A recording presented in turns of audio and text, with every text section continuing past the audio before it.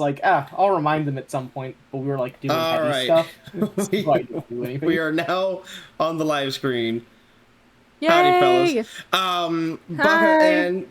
Baka and M are trying to get Rowan to calm down a little bit, so we're going to give them a little bit of time. We're just gonna hang out and chat for a minute.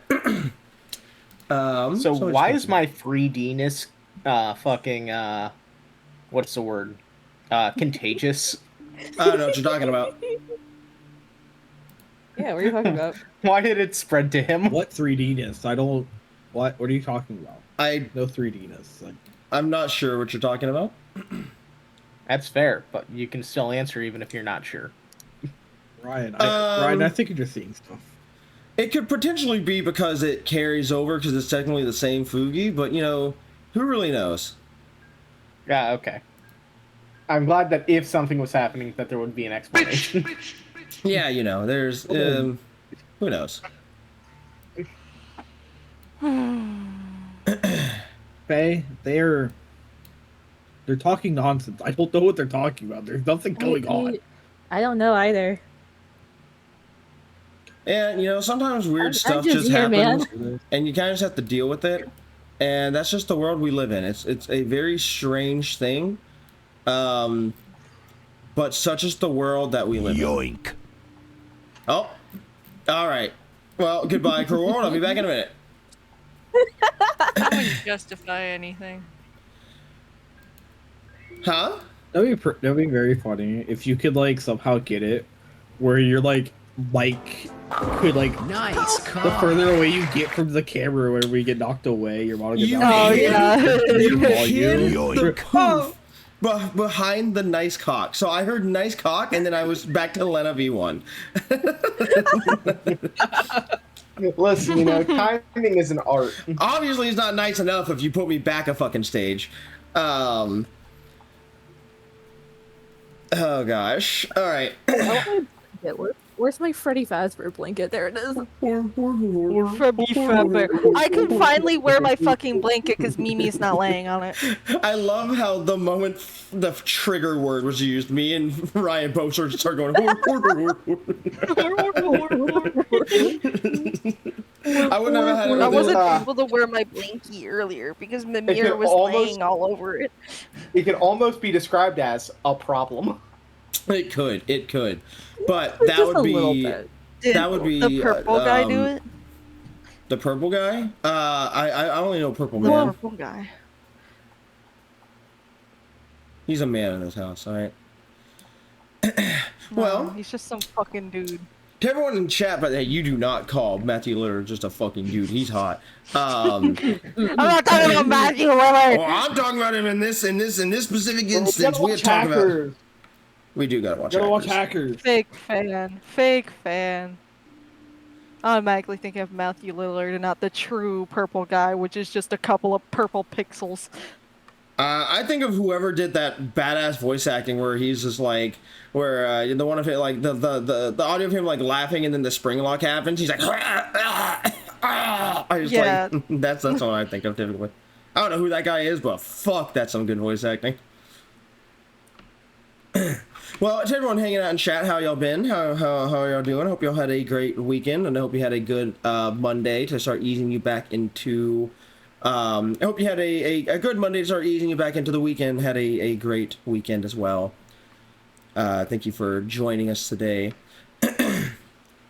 we'll give a couple more minutes before we get started into the recap. But. There's a lot of shit that happened last session. Yeah, there was. So we'll give Bach and him a good minute or two before we actually get started into that. Just give him as much time as we can. But how about, I guess, going to my players. How was y'all's weekend? Though I know most of y'all, I pretty much talked to you all fucking weekend. But how was y'all's Monday? I guess how's it treating y'all today? Start of the week. I had to file a week's worth of paperwork for my job that normally I do like throughout a week, but they like stacked extra jobs every day, which made the paperwork from the previous day stack on top of it. So I spent 4.5 hours just filing paperwork and it made my brain hurt, and I almost want to Understandable. be taking a nap, but I need to see the SCP lore. What the hell Okay. is going on with Chuck right now? What are you talking about? I don't know. Leave him alone. He's just a little guy. What do you He's mean? a square floating in the abyss. You leave him alone. He's just a little guy. I don't know what you're talking about. Actually, Chuck's a very large man. You leave him alone. He's a little guy. But my Monday was shit for the I most had part. the big arch in front of him. I picked up the McDonald's bag. And Do I that have to thing beat weighed somebody a up? lot. Jeez.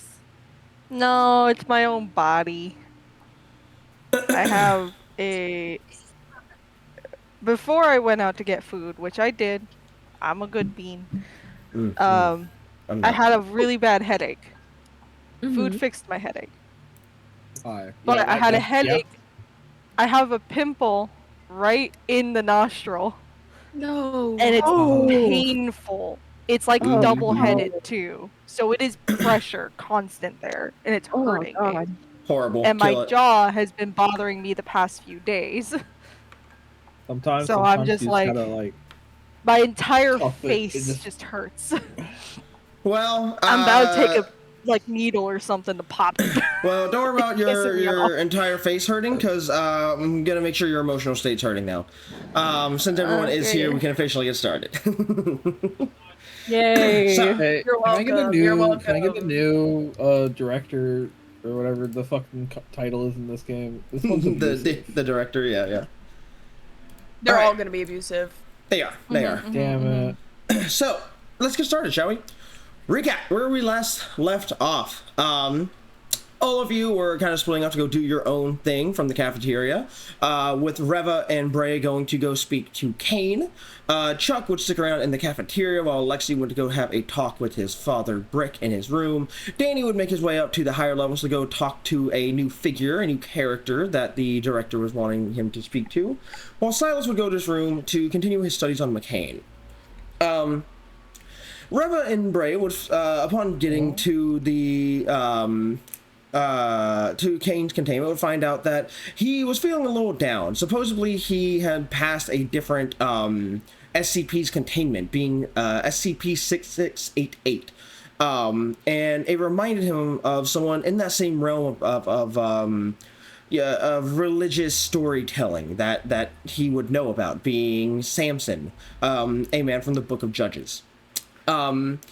But despite being down, he did improve in his mood while talking to Reva and Bray, starting to smile more, and overall just having a very good, very good manners with the both of them, pulling their chairs out for them, speaking to them very softly, wanting to get to know them more as well as their group, and even saying he was looking forward to speaking to Bray once more in the future. Silas. More than once, buddy. It's gonna happen more than once. Silas would continue his studies on McCain before being told by Rose that he could speak to McCain itself. And upon doing so, would learn that McCain was a very... despite looking somewhat frightening, was a very gentle being, one that expressed its love for life, for humanity, stating that it did not wish to destroy humanity or even change them because it saw them as weak, but more so push them into the future, into an era where everything was better, and just simply wanted to guide them. And it would also state that it was wanting to help Silas, saying that he's had his eye on Silas for quite some time now, seeing that Silas, forgot an S there. Silas. Sorry, but my tongue goes, my tongue kind of goes not numb, but like tingly around it, and it's hard to like. Different as characters as you could get. Absolutely, but basically being told like that he had potential to be so much more, and that all he had to do was have faith and aid in his mission like he has been. And he would be able to protect himself, protect the others that he cares about, and if things were to go the way they should, that McCain would do everything they could to bring Rose back.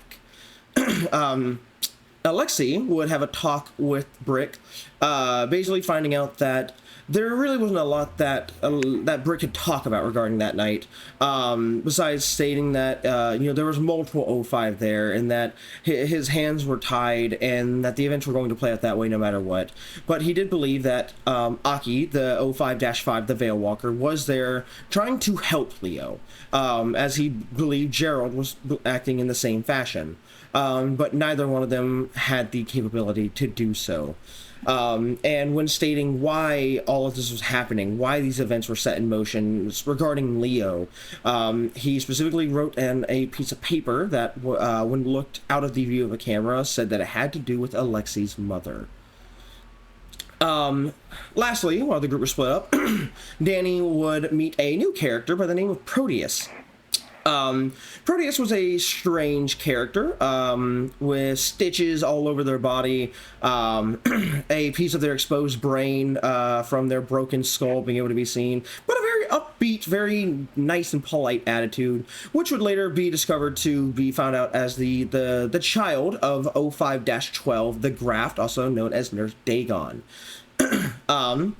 This was officially revealed when the group was called once more to the same level where the Tempest was, so that way he could reveal some of the O5 members that he was able to gather at the time.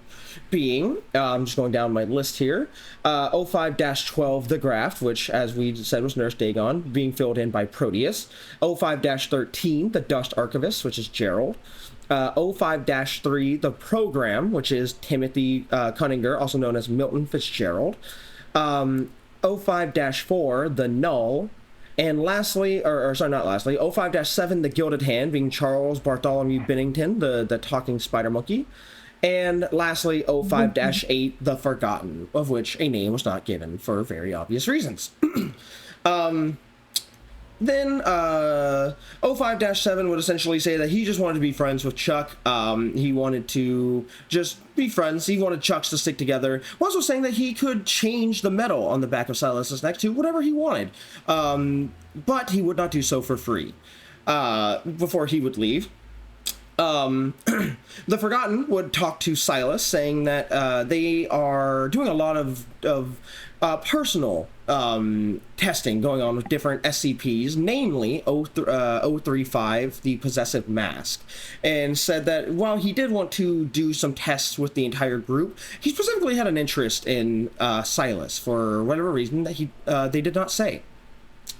But regardless, they would then go their own separate ways before a group consisting of, Reva would get to Tim first to speak to him, and then would quickly be followed up on by Silas and Danny, basically finding out that Tim was, he was a nice guy. He's been looking out to y'all, and that he did want to tell you at some point who he was, but never could find exactly the right time to do it before he was just publicly outed by the Tempest.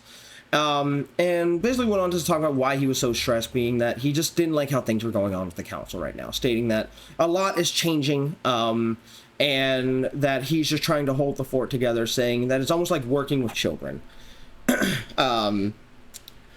Then, jumping back to Alexei would go and speak to Gerald, seeing a pretty major reveal, being that a character from the previous one-shot, Avery, was still alive and speaking to him. But he would unfortunately only catch the tail end of their conversation and see that they definitely had some sort of close relationship, somewhat, as the way they were speaking to each other, they were very personal, very relaxed. And even when he started to pull out his pipe to take a puff of it, she reminded him of how he was trying to stay off of it, and he obeyed her reminder. But she would take her leave, and Alexei would talk with Gerald and find out pretty much just more expanded information on what was going on with the night of Leo's death. Finding out that Alexei's very own mother was anomalous, being a extremely powerful reality warper, a checkpoint user of sorts, with conditions that were never really discovered on what would actually trigger the checkpoint reversal. And the only person who seemed to have any prior knowledge of this in terms of abilities was O5-3, the program Timothy.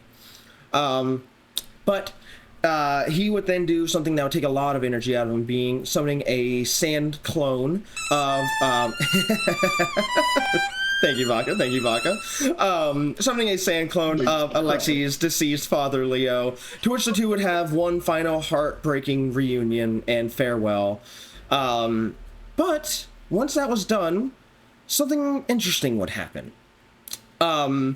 Gerald would seem to become very weak, falling to the floor, before creating some type of sand being, and stating that what was about to happen was to stay between him and Alexei. And once he got the confirmation, it seemed that's all he was waiting for, before he finally let go and poof, dispersed into a cloud of dust and sand, before that golden figure that was featureless then donned the clothing of Gerald and then took on a solid form and shape, revealing that it was now Gerald, showing that this seems to have been a cycle that this man has been going through. That is where we left off. That is where we will pick right back up. So, let me take us back to that level, which I believe, was it this one? No, it was, I always get the levels confused. It was this one. Yes, alright, let's go ahead and activate this and get you on here. Alright, so, like I said, that's where we will pick back up. Let me change the music to fly in my room and it's distracting me. So your girl did not open the foundry. Oh, you still got time. No. Don't worry about it. Sorry. My internet was being stupid. You're good, you're good. So, like I said, he had just, finished redonning all of his clothing, and his form had fully taken shape, revealing who he was. As he, grabbed his coat, kind of did that thing where you puff out your jacket, to kind of make it more, like that. And then simply looks at you. Well, I did it all. Brain cell. You can't see me because of my avatar, but I did it too at the exact same time. All three of us did. Jesus Christ. But yeah, he simply looks at Alexei and says, I am sorry that you had to see that. I am sure that you have a great many questions. Funny, but I really doubt you'd say any meaningful questions and answers. I mean...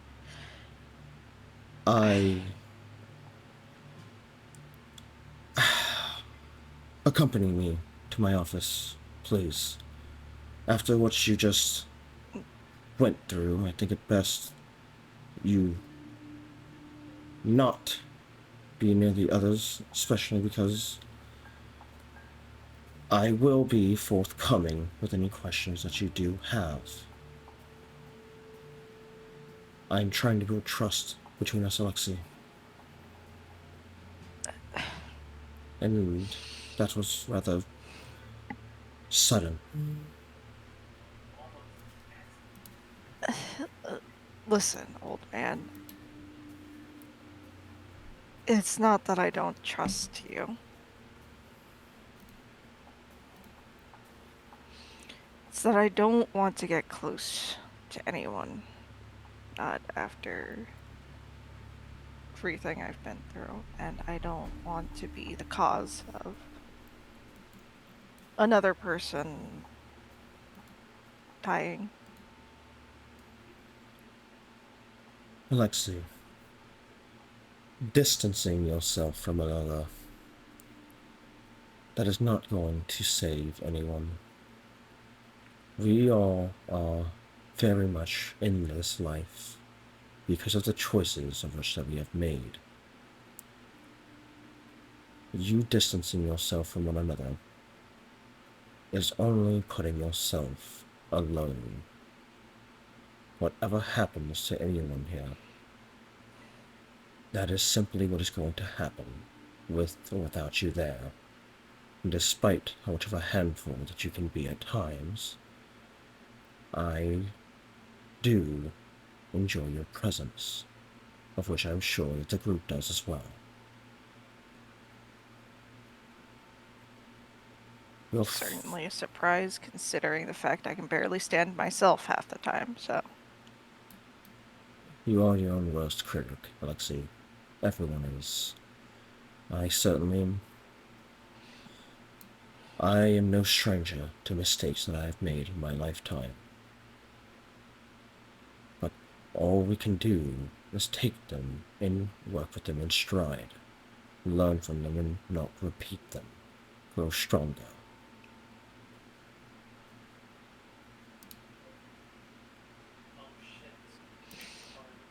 Yeah, let's just go to your office. I don't want to end up crying again in front of people. I understand, dear boy. Follow me. And with that, he begins to walk with you, guiding you to the elevator. And you find, just because I don't want to be bouncing around scenes, just going to say y'all do go up to the first level of the floor, of the facility, I mean.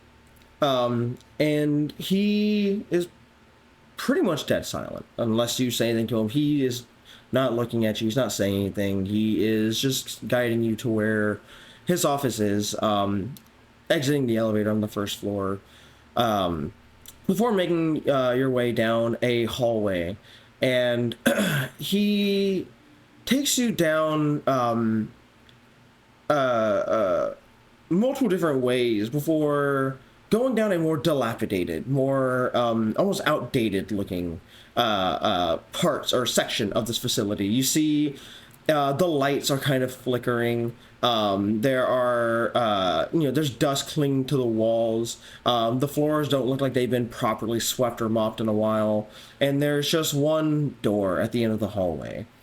And he leads you to that and opens it. But the inside of the office that you see looks immaculate. The lighting is bright and warm. Everything is clean and cozy. You see, nice leather seatings and a clean desk. He shows, his office and simply says, I don't get many visitors. The janitorial staff does not bother with my hallways. And quite frankly, I do not have the time to clean it myself. I would ask why the fuck not, but people don't seem to like you here. So. No, they do not. It's because I'm not afraid to say what's on my mind. For example, if any of the council here are acting like fucking children, then I will let them know if they are acting like children. Yeah. Fair. I mean, that new one guy seems to be acting like a child right now. Yes, Tempest. I have known him for a very long time. He has been that way since I met him, and I do not believe that he will ever change. He unfortunately has the power to act however he pleases. I will not doubt that he does do well when it comes to running the Foundation with his responsibilities, but it does not necessarily mean I have to agree with them. Yeah. No, we're not exactly here for him right now. No, you're not. Biggest fucking question, number one. I swear to God, please tell me that wasn't you technically dying.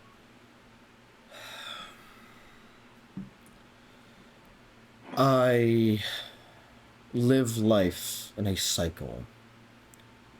Every cycle lasts around 50 years or so. Depending on the strenuousness of the activities that I must perform in said cycle, it can shorten it. But the cycle always repeats. I have done this many many, many times. It is not technically a death.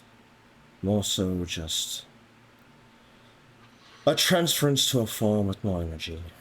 Dispersing of one, almost like, almost as if a creature is shedding its old shell, I suppose. That at least puts my nerves to rest.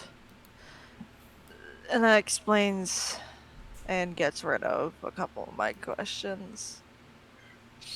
I'm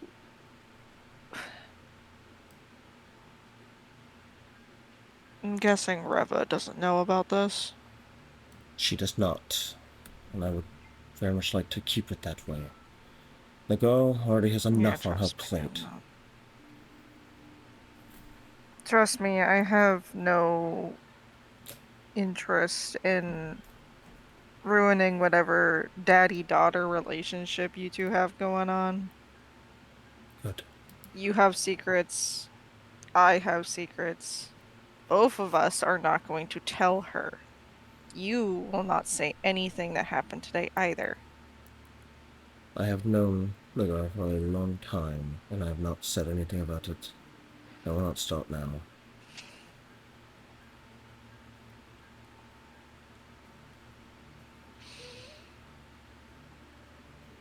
So what the fuck do we do? Why does it feel like my past is coming back to shit on my life right now?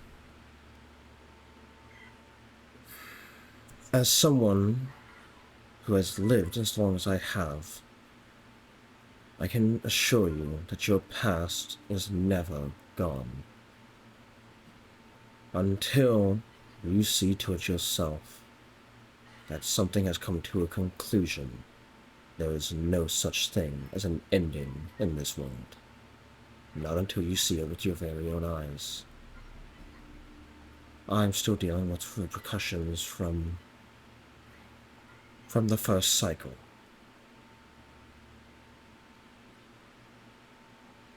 How many cycles has it been?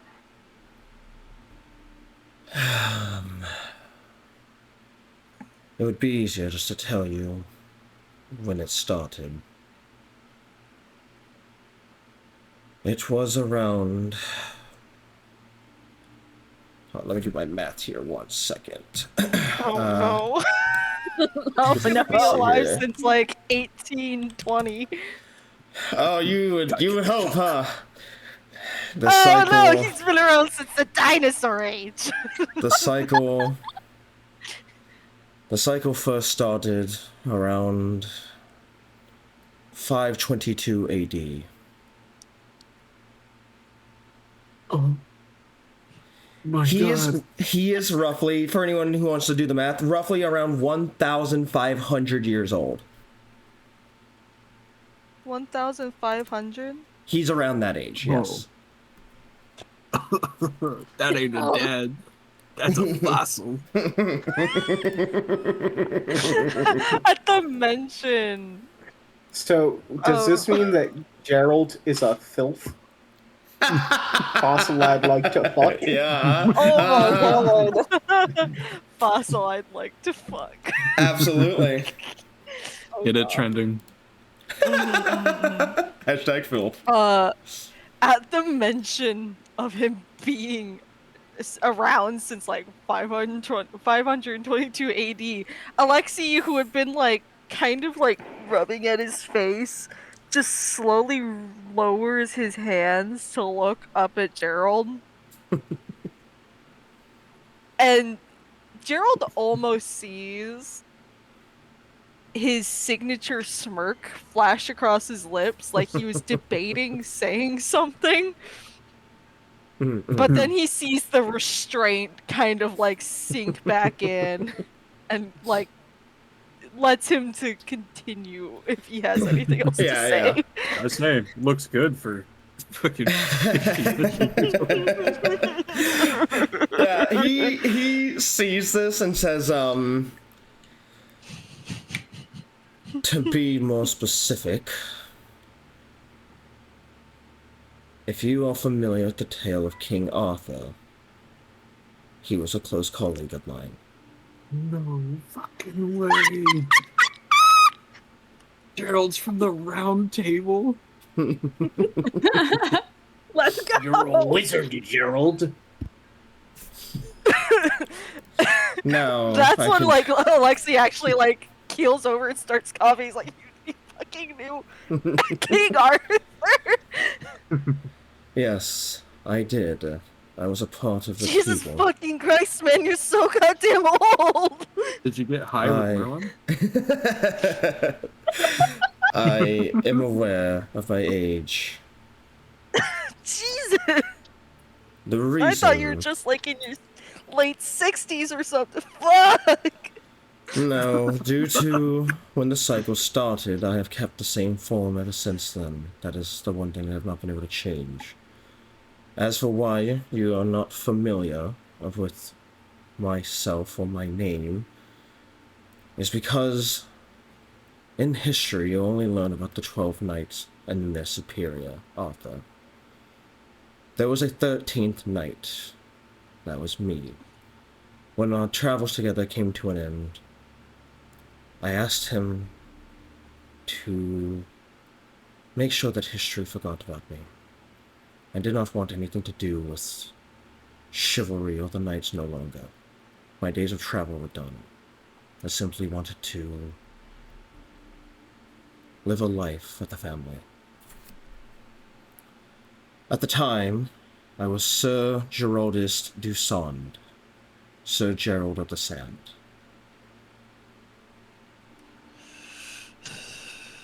Geraldus. Sir Gerald us. What's the last name? D-U, it's like D-U-S-O-N-D, Dusand, Gerald of the Sand. S-O-N-D. Yep. Wow. Dusand. Oh. You can Would it be say that. Sir with an E or Sir with an I? I, S-I-R. Okay. Because I know that some cultures Yeah, spell it it's United. it's more just like specifics, I know, but it's in this case it's S-I-R. Would Gerald then technically be Sir Gerald?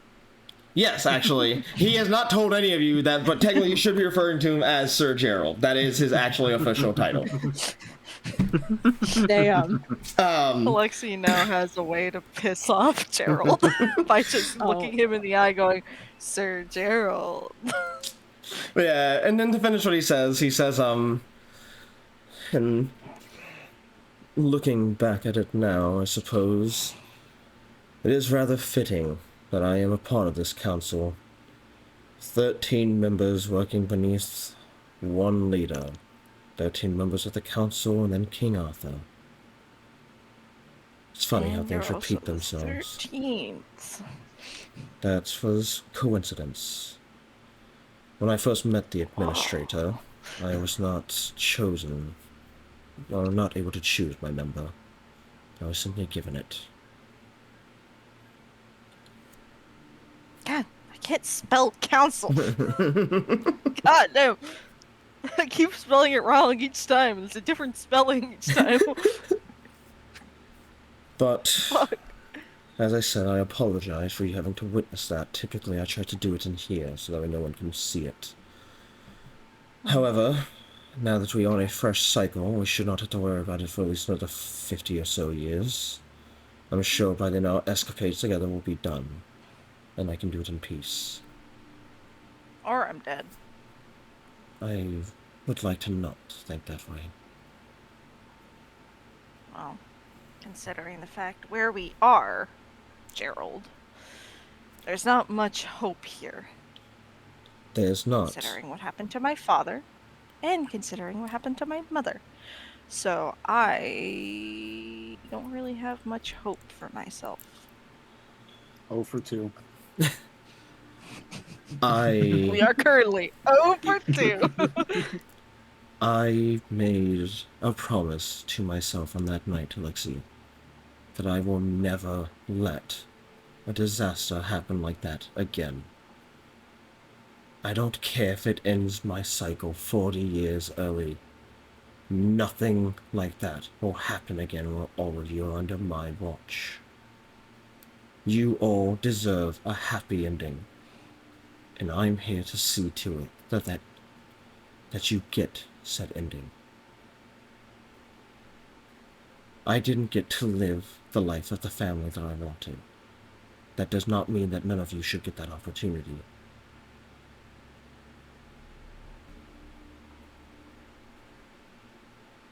Did your cycles prevent you from having a family? Before the cycle started, I had a wife and a daughter. Isolde and Fia. And they were taken from me. Much, much too early. And just like what happened to your father and your mother, I was not able to be there when it happened. If I could have... There's no point in thinking in the past. That is why I'm looking forward to the future now. You are all still young. You all still have a chance at happiness, at love. I will make sure that all of you get it, even if it kills me.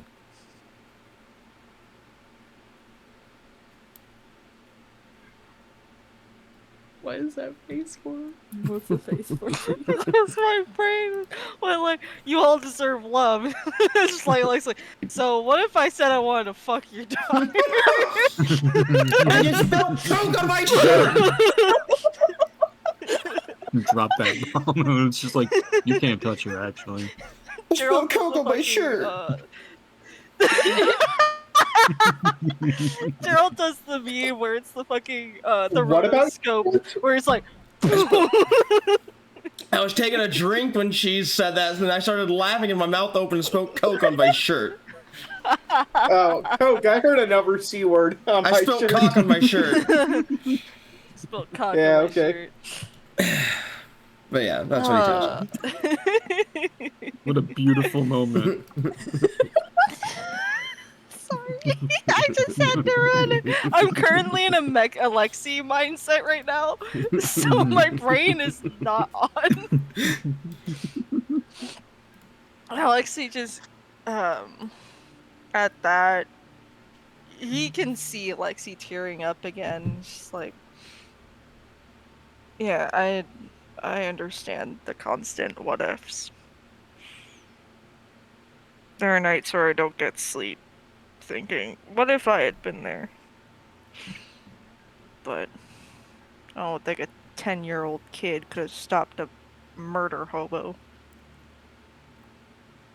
But I still think, what if my hero had been there? What if I had done anything?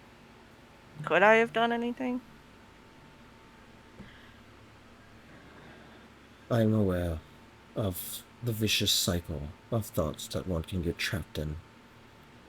The one thing that I am better at than anyone else in this entire facility is remembering and thinking and documenting. That is why I do what I do here. That's why I have the title that I do. But it's good to remember that all we can do is continue on and do our best to make sure that these mistakes don't happen again. And that's even more reason that you do not distance yourself from these people, Alexei. As I said, they care, as do I. We can be there for you in your time of need. My office is always open to any of you. All you need to do is but simply come here and ask. And I will do everything in my power. Always. When he says this, he reaches up towards his coat pocket before he pulls out a pocket watch that you see has the chain connected to it and everything. And he pops it open and takes a look at it before pinching the bridge of his nose and taking a deep breath before he says, I'm sorry, Oxy, but I have pressing matters that I must attend. I need to get going, but take as much time as you need in here. Just try not to snoop around, if you would. When you're done, just make sure that the door shuts behind you. And we can talk more later if you wish. Yeah. Listen, I don't like snooping through other people's shit. I definitely don't like people doing it to me, so you don't gotta worry about that. Thank you. Take as much time as you need. And with that, he stuffs the pocket watch back into his coat pocket before he gets up, and he, walks around his desk. And as he's walking past you, he does stop by your side, and very gently places a hand onto your shoulder, giving it just the most gentle of reaffirming squeezes before he lets go, putting his hands into his own pockets, and walks out.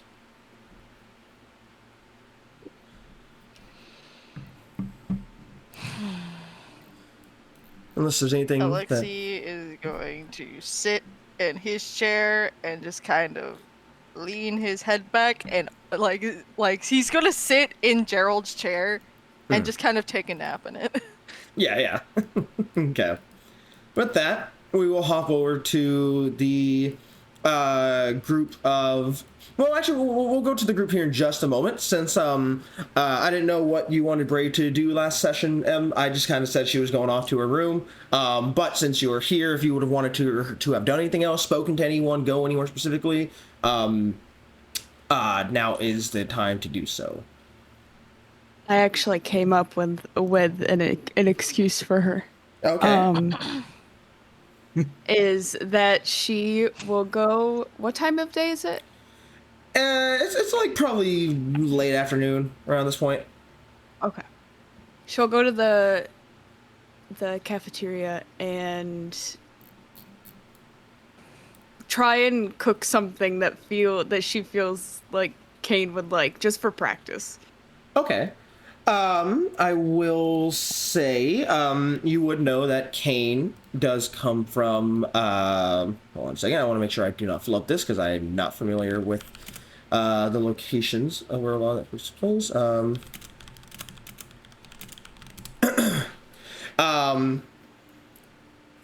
No, where is it? 1 second, sorry.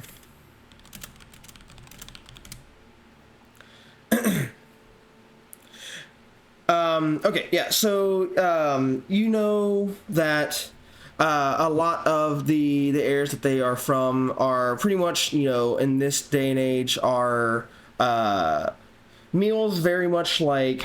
God, correct me if I'm wrong, anyone in the audience or anyone here who at least knows anything about the Bible, but if I understand it correctly, a lot of that takes place in what is now like modern day near like the Middle Eastern area. In that general area is where a lot of the... Okay. So yeah, so you would know, at least that, I would think, that, a lot of the Bible takes place in that sort of area. So any type of Middle Eastern meals, you would probably be the first thing that you could come up with to your mind and start getting ready to cook. Go ahead and make me where is your sheet? Make me a cooking check, please. Let me actually... Oh, I need to put you back on the map. I need to open my fucking chart. I believe that is a intelligence check. Intellect. Yep, that is an intellect check. And you're adding on a bonus of 8.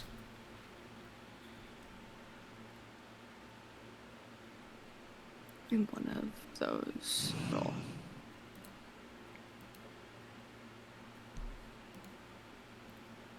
Adding 8. Adding 8. Yep, that is your bonus. 4 times 2. 21. 21. You are able to make, let's see, what are some, let's see here. What are some good old Middle Eastern meals?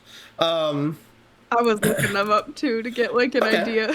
Yeah. In that case, we can decide on what the specific is later. But you are able to make a very, very good smelling Middle Eastern meal, one that would be befitting of someone who is able to eat certain foods. I know in certain sects of the church require you to not eat certain foods. I don't know much about it. I'm not going to get that much into it, but I will say you are easily able to make something that he very much would be able to eat and be allowed to eat and would probably enjoy, and perhaps maybe even remind him a bit of home. Air fryer falafel. Air fryer falafel. We got air fryers up in here. That's perfect for his time. So, but yeah, you are able to make Kane, I'm gonna blow your mind. A pretty decent looking and smelling meal, one that you think he would very much enjoy. Nice. I'm gonna eat it. Okay. Yeah, I mean it tastes great. You did a great job. Your chef background coming very much in handy here. You did a great job. Mm-hmm. And I'm moving myself over here. Okay. I will say, as you are making the meal, the cafeteria at this point, is you're kind of in that in between time where it's not busy yet for dinner, but there's a few people here or there who are eating, and some people kind of coming in and out. You do okay, how do I explain? So as you're cooking, right? So here's how I'm kind of picturing the kitchen, right? You have an island in the middle, right? It's like a table where you can put like all your plates and things, your ingredients and such. And there's chairs around the island, and then you have like the grill and the stove, everything for you to cook on. You're looking at the table or the island. There's no one sitting there. It's completely empty. And you're cooking. And every time you go back and forth from the island to the actual your stove and everything, it remains empty. And then as you finish making the food and you turn around and set it on the island, you see there's now someone sitting there. You do see the Veil Walker has just appeared there, and it's just hasn't said anything. He's just sitting there. Aki. That's our sweet baby boy. He doesn't say anything. He's looking down, like you can kind of see his little puffy spiky hairs poking out of his hoodie. He's kind of just looking down at the table. His hands are together and his thumbs are doing that thing where he's twiddling his thumbs over each other. But he doesn't say anything. He's kind of just sitting there.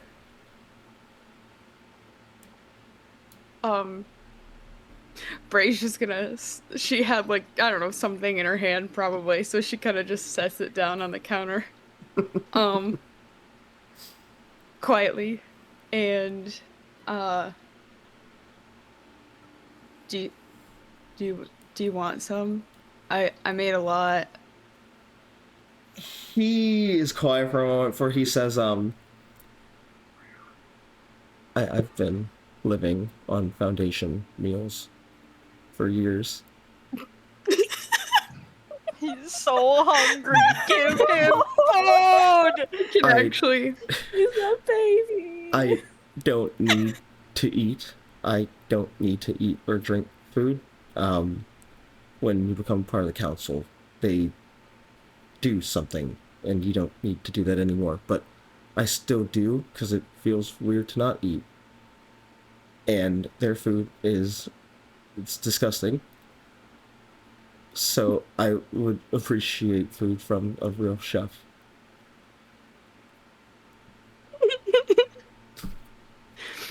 Love. Bray's gonna she's gonna she's just gonna push the whole plate over to him. I usually make myself food every day, so you can have that.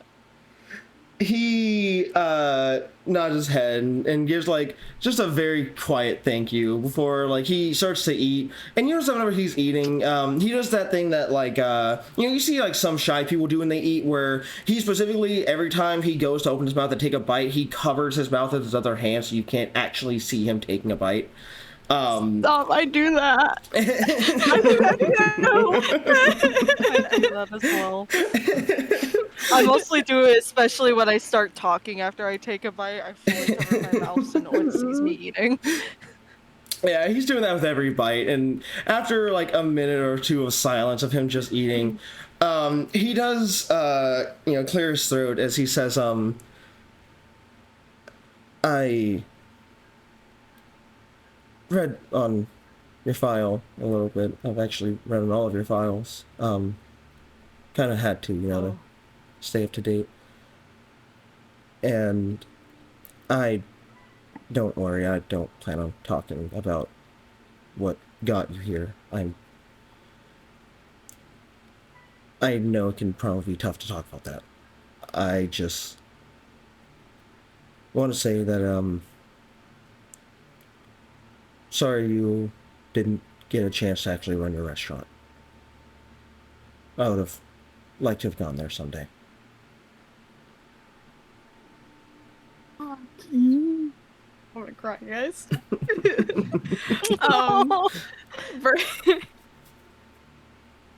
Bray will kind of like, as he's talking, she's kind of like cleaning up, what she like fiddling with, not like moving or walking around, but like fiddling with stuff to like gather it together, kind of. And she's gonna shrug a little bit, and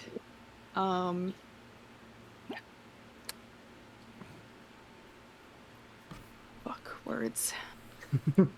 I can't, because I need to act like Bray. I can't act like me.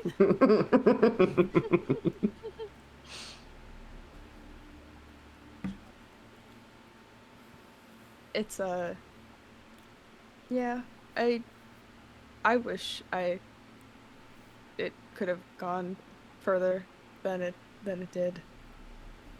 But I don't know. Doesn't stop me from cooking though. Well, it shouldn't. I mean, D class, they do get out of D class if, you make it. And I know you're going through a lot of dangerous stuff, but you've got people looking out for you. So, there's a chance that you do serve your time here and you can get out and you can reopen it. I actually got curious the other day. I went and checked the it's still there. No one bought it yet, so it's just unowned. So there's always a chance. Maybe. That was a hot spot. I'm surprised. Well, it's because there's someone holding on to it. He was actually there when I went there.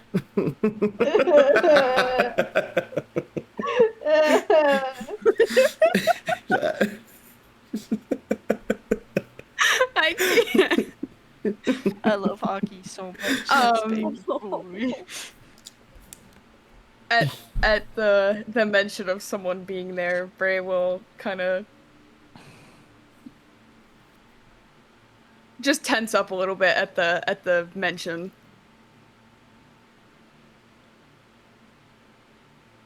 He kind of notices that and says, sorry, just thought you should know that. No, I'm glad I know. I wasn't expecting it to be said. Well, I guess. Like I said, the guy he was there whenever I went there. I talked to him for a few minutes, as much time as I could spare. And I obviously couldn't talk about certain things that I know, like you, for example. But I was able to at least... I just let him know that he should hold on to it for a little bit longer. And he seemed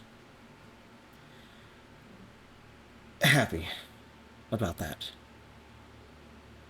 So, let's, I'll check on it every now and then if you want, just to make sure things are going all right there. It doesn't take me long to get there.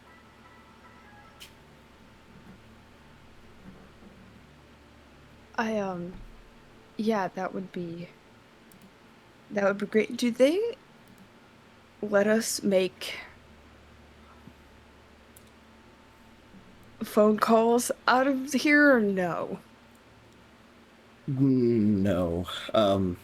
Technically, as far as the world is concerned, you served your death row punishment. But...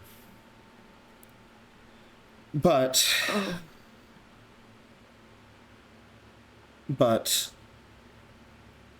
hypothetically, let's say I were to hypothetically have some time between my meetings. Maybe we could make something work.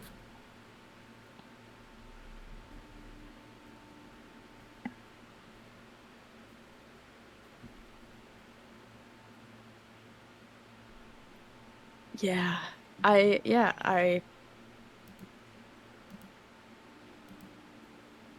That would be awesome. He just, kind of looks at her for a second and then nods his head.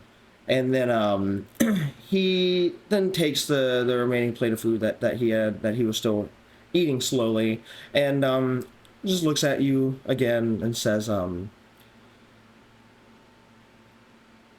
you'll get that restaurant back. And then you blink and he's gone.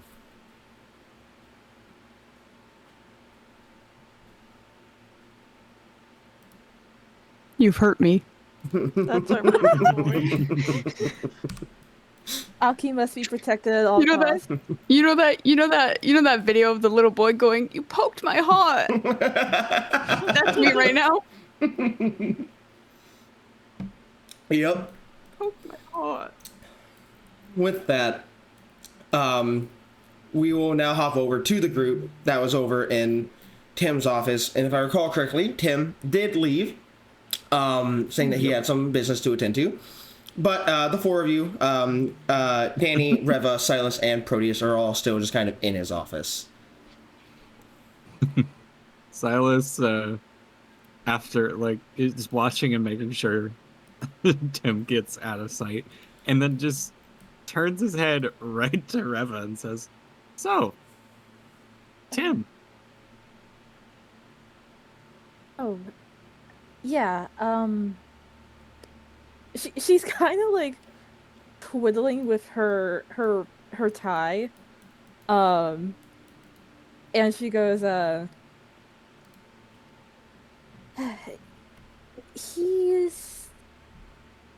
he's someone that I would consider my best friend.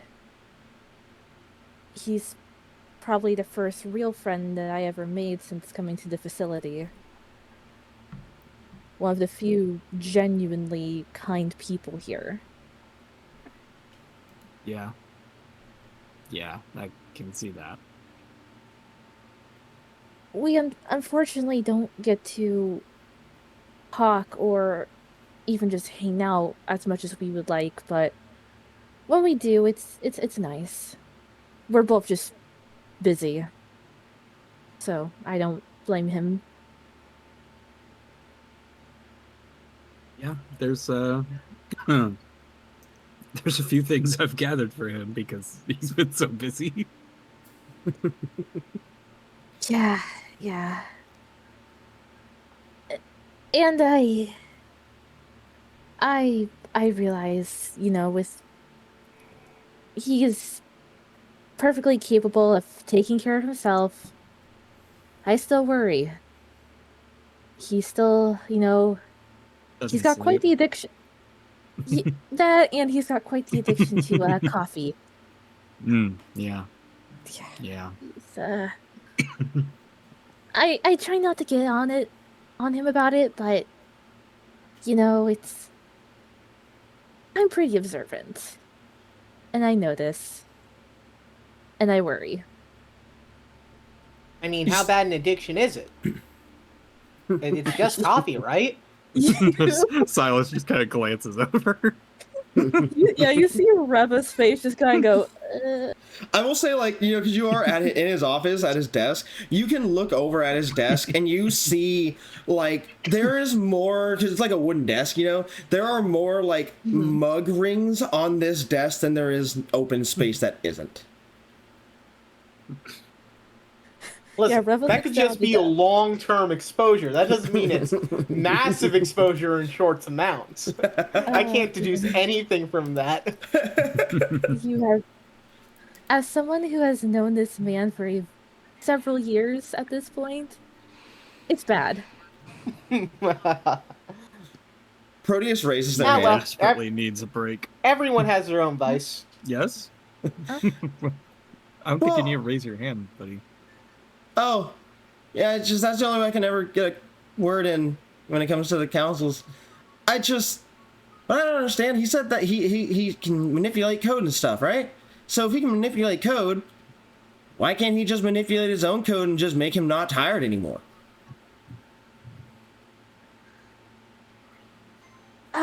Maybe he hasn't figured himself out.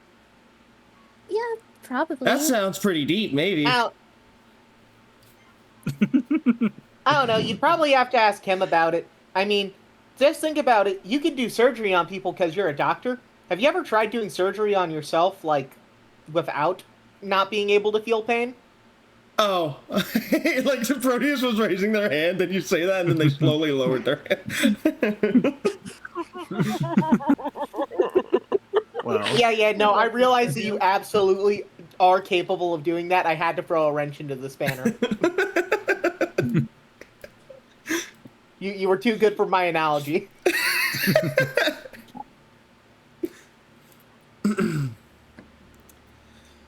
But, yeah, now you guys know a little something. And I know a certain somebody is not very happy about that. Yeah, I'm sure he'll show up at some point, but as far as, well, at least myself goes, I'm not really bothered by it, but,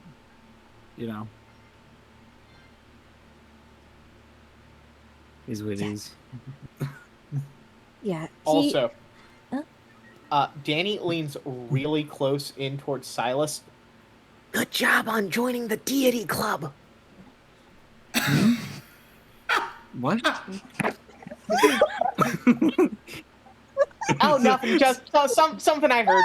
Good job.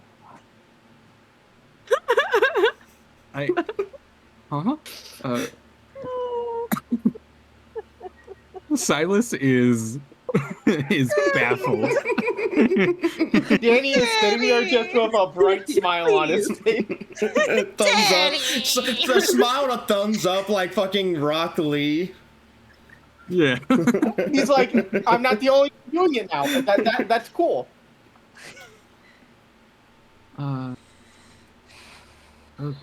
Okay. Now Silas is like, how the fuck does he Danny know? isn't saying anything else. He's moved on from this conversation. Yeah. Silas is just internal monologue. He's like, what the fuck? How do you know? All right. Well, let's if we want to talk, let's just step out of his office. I don't want to spend all time in here. And she starts doing like a shooing motion too. He'll definitely want the space back. Yeah. Danny accepts shooing. Your medicine. I already took my medicine. Your medicine, king. Damn, my phone is blowing up. Oh, hold on 1 second. Let me answer a text. Well, Yeah.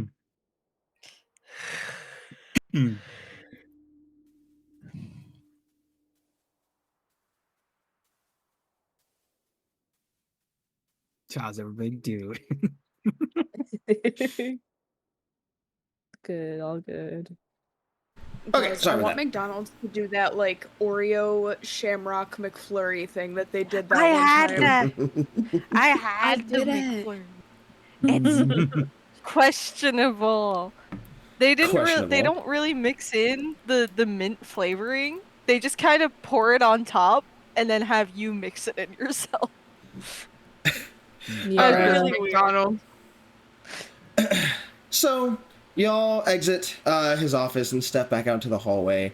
And let me look at y'all's perception rankings really quickly. Let's see here. Danny, you have a 6. Bray, you have a 7. Reva, you have a 7. And Silas, you also have a 7. Okay, in that case, I will say all of you except Danny. See, Fine, Danny's also aware of Danny. anyway.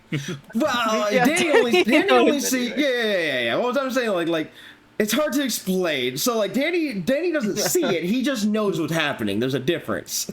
But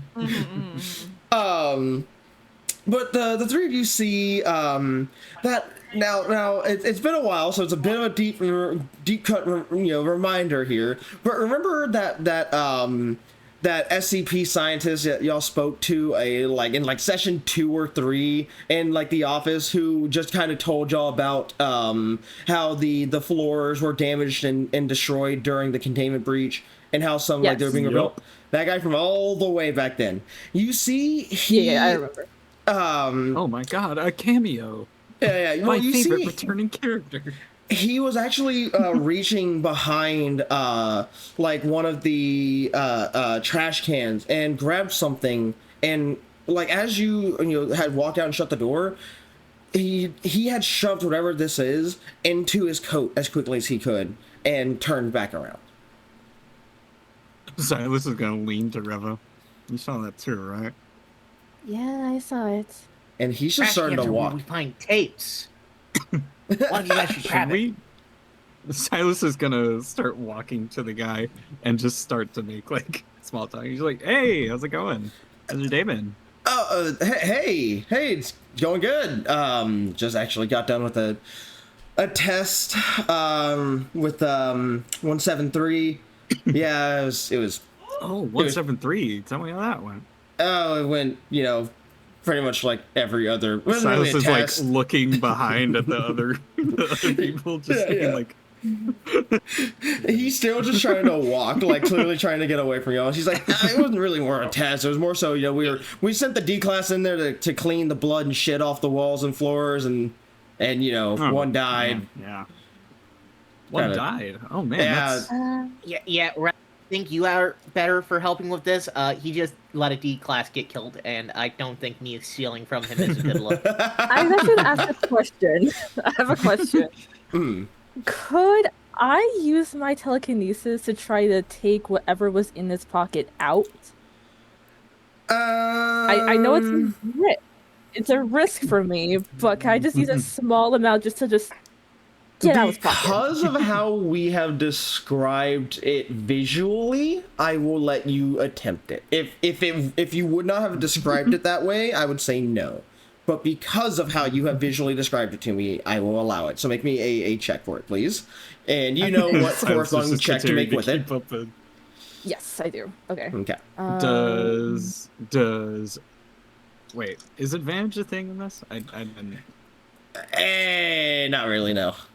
There's if you have like a high enough stat for whatever it is you're trying to do, you can just do like an automatic success, which is pretty much the same thing. So you just have to let me know. Silas is just distracting. Oh, okay. In that case, go ahead and make me a Make me a psychology check. Well, no, I don't like that. Make me a... Technically, it's deceive. Because you are trying to, deceive him. You want me to deceive? I do want you to deceive. DM, I will say for my telekinesis check, I rolled a 27. Okay. And then I will roll for that corresponding other check that I need to do. 27. Okay. Well, there's 2 that explode, so that's awesome. Mm-hmm.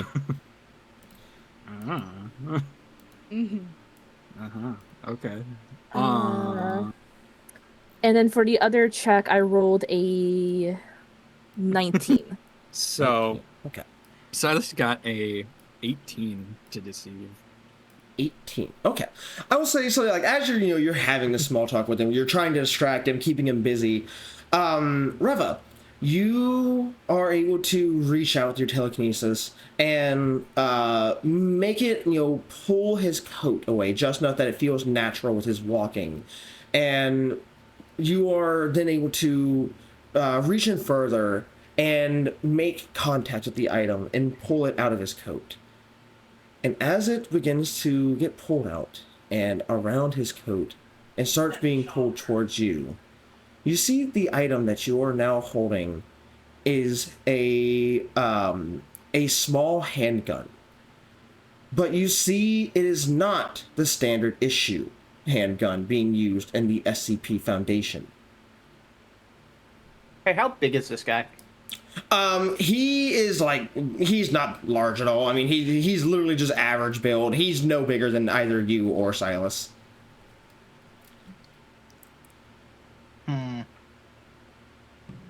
I'm gonna tackle him. Okay. Make me... Wait, one more thing before I say that. How crowded is the hallway? It's pretty empty. This is in front of him. Define pretty empty. Are there other people who would see me randomly tackle this guy? Yeah. I mean, there's a couple of other like site personnel, like scientists, making their way through here. Okay, yeah. As a D class, I'm not tackling someone. I'll get shot. Yeah. Speaking of being shot, what is this? Continue about what's the gun. The gun? Yeah, and like I said, it is a small handgun. And while you are familiar with the standard issue handgun that is given to the security personnel in the Foundation, this is not their standard issue personnel security handgun. Wherever he got this is from an outside source. Is it? Has it made it to Reva at this point? Currently hovering in the air? The gun is just hovering through the air towards Reva and Danny. Okay. Yeah, I'm just gonna walk forward and slip that into my pocket quick, as subtly as I can. And look at Reva and say, "Now I know we're not really a fan of Tempest, but I think either him or Brick or Natasha, we need to tell one of those free. Or Gerald. But one of them now, absolutely right now." Silas, taking note that the mission has been a success, just kind of looks and is like, "Oh, you know what? I forgot I had something to do. I'll catch you later." And he just kind of goes past you. Okay. Have a good one. Yeah, you too, man. By the way, you can add to your inventory, Danny, what is it? It is the MTCX-9. Don't worry, I'll dispose of this soon. Yeah. Yeah. So, you add that into your inventory, and he walks off. As you walk back to the other two Silas, Proteus is gone. Wait a minute. There's only 2 of you here.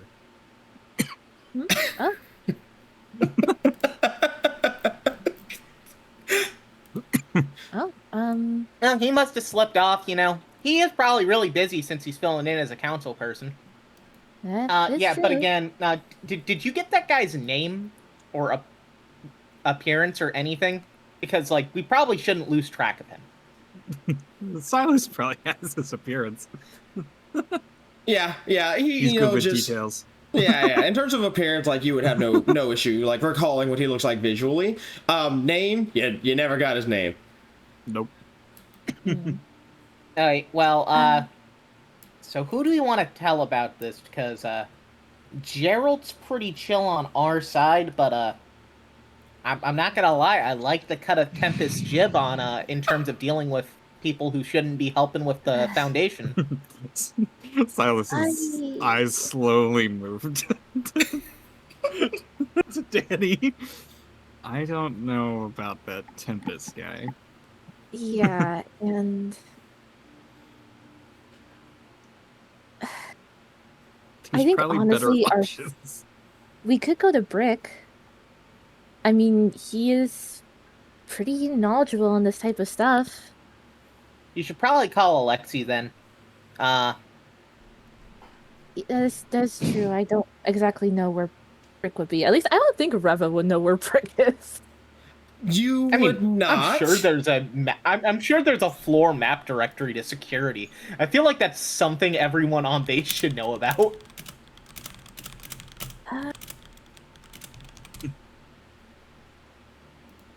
Yeah, maybe just call Alexi. Yeah, let me see something real quick. I mean, it's probably your best bet, if I'm being honest. Alexi straight up snoozing, gets scared out of his fucking nap by his phone going off. But the option was funnier. Also, Silas. Silas, you should hold this. Them catching a D class with a gun won't go well. Oh yeah, you're right. Yeah, I'll take that. Take the MTCX TAC 9. True. Oh, thank you. It's a Tech 9? The Tech 9? Oh, okay. Yeah. So Reva's gonna reach down to her phone and just dial Alexi's number and hold it up to her ear and wait. Yeah, I mean, you're just asleep in Gerald's office, Alexi, and then.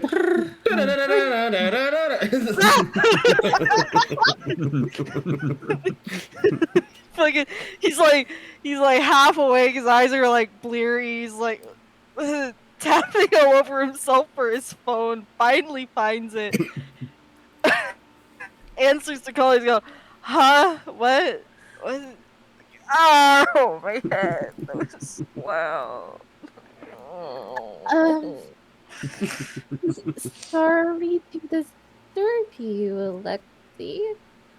Oh, sunshine. Hi, yes, it's me. Just a real quick question. Do you happen to know where Brick might be at this moment? DM, would Alexi know where the fuck Brick is? Nope. 1 second. And he doesn't like end the call, but he does like pull it down, goes to his texts, and in very like typo-filled message goes, "Where are you?" Like literally just WERE where the letter R U question mark to Brick. How loud is your phone's volume? What, my phone? Alexi, would you hear if an excitable Danny is like trying to like get closer to the phone? Hey, tell Alexi I found a gun. You probably would have heard. Let's not say that in the hallway. I whispered it into the phone. You found a gun? I was hoping it would wake Alexi up. What the fuck are you guys doing without me? Don't worry about it, Alexi. Can you just tell us what you did? After a Don't worry about moment, it. you do get a text from Brick, and he just it just says working right now. You ask a lot of questions lately. Why? What do you need? I don't know. He just types Reva and dipshits found gun. I don't know. IDK, what going on? Just woke up. Like, these are like separate messages. Yeah. You get a couple of texts from him. It's like, what, WTF you mean they found a gun? Did it just have fucking legs and it was walking around? Alex is gonna pull the phone up to his ear. Where'd you find the gun? It did float. Oh, very much. Where the fuck is your standard issue power armor, Private? No. Oh. No, it's not floating right now. It wasn't floating. It wasn't floating. Don't worry about that. We were. We stole it off of someone's person. Simple. We were leaving Tim's office, and we. And she is talking very quietly, I should say. We saw someone, a scientist, just take it out from behind like a trash can. Silas will And give a full detailed description of the scientist. Alexi was about to say, wow, very descriptive someone. Look, that's not the point right now. The point is, we got the object out, saw it was a gun, and figured that we should tell somebody. Danny wanted to go over and talk to the Tempest, but I said that was probably a really bad idea, so our next best option is Brick. That's the only time you'll ever Best hear that. option is Brick. So much, and he's like pulling his phone down to type all of this out to Brick. He even types in, "They thought you were second best to Tempest," in like all caps. Yeah. Come on, man. He just to that he just says I have to remain. Snitch on you. That's his dad. He says I have to remain impartial on that. I can't answer. Secondly, send them my contact and send me the picture. Tell them to text me a picture of the phone or the gun. Okay. And he's gonna hold his phone back up to his ear. He's like, "All right, you need to send a picture to Brick. Here's his." He's gonna tell them his contact info. It's like, you just send a picture. Eva got Brick's And, phone number. Oh, where are you guys? Let me fucking meet up with you guys. Sorry, I was napping at Gerald's You were on. You're on. This is not the actual. Gerald and I had a bonding moment. You're on the level 5 East hallway, by the way. Okay. I'll ask about that later. We're in the level 5 East hallway if you want to meet with us. Okay, I can do that. Ooh, I can do that. Mimir? You bitch. No, that's Loki. Okay, see you in a second, yeah. and she'll up the phone. Okay.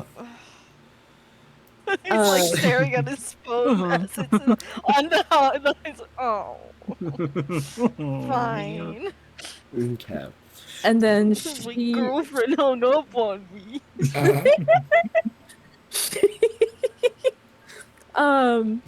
She'll She take say the love you or phone. nothing. They're not that far yet, shut up. She'll pull the phone down, pull up Brick's number, and she'll kind of like push the other two like towards the wall and be like, kind of like form a half circle between them and the wall, so they can cover like and take a picture. throw the gun. Yeah. She'll take a quick picture of the gun and send it to Brick, just with a quick message being like, "This is what we found on that scientist," and send it. So I will say during the time, I'm assuming if I took up on that correctly, Alexi, you were making your way down to where they were. Did I understand that correctly? Okay. So you're doing that. We're about to end the scene. Before we do, you send the picture of the gun to Brick. And it's, you see it says red after a second, and a text bubble begins to appear before you receive a message that says, I've killed a lot of people with that gun. There are people who use that gun. And almost every single one of them were a part of the Serpent's Hand.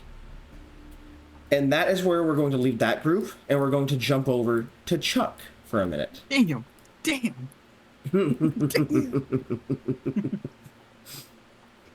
So, Chuck, everyone just kind of left to go do their own thing. What would good old Chuck have been doing as everyone went off to go do their own thing? Tristan? Hmm? There's no way in hell I'd go to Tristan finally and he's not fucking here. Unless he muted himself on accident. I'm calling his ass. Chuck. I'm calling him. We're calling him live on stream. We're gonna fucking get his ass. Alright, let's see here.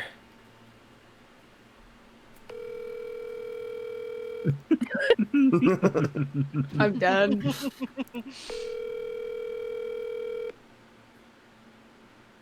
He's not gonna fucking answer me. If he does, he's gonna yell at me. He's gonna come back.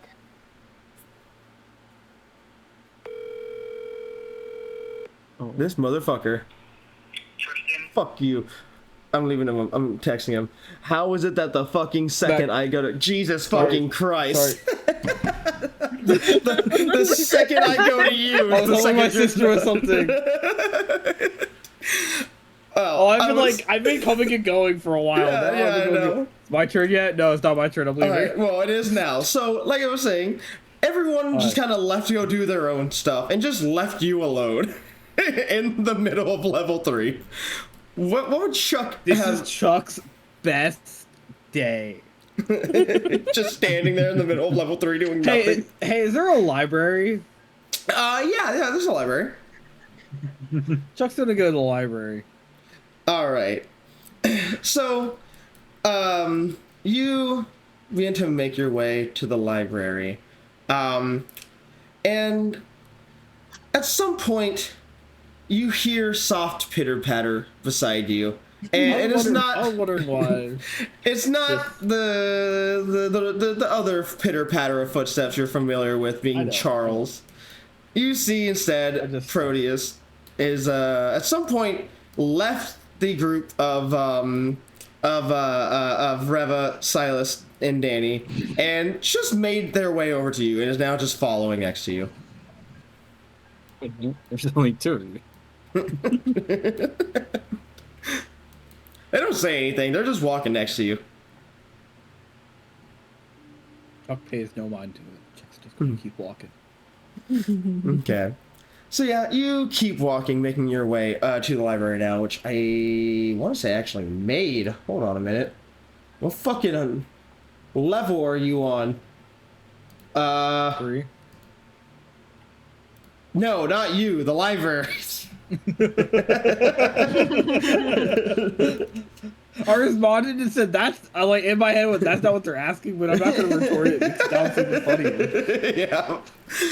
It's on level 1. So you make your way to level 1. It's not actually in here yet because it's not complete. But you do make your way to level 1. And I would say probably about like the point that you get to level 1, Proteus does finally say something and just kind of looks up at you and says, "Hey, where are we going?"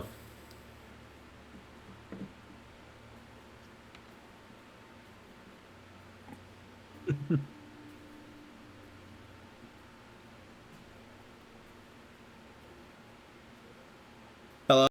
Alright, let's see if that gets at least somewhat back up and running. Hopefully it does.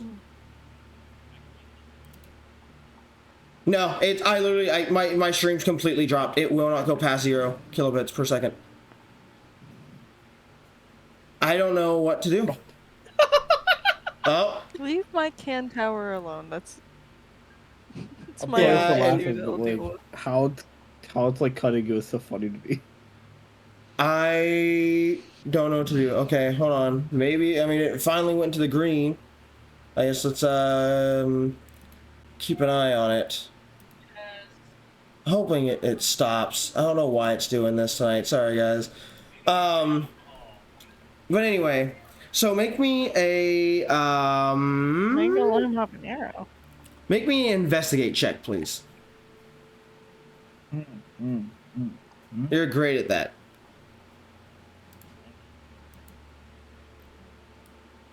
Right, you're phenomenal at that.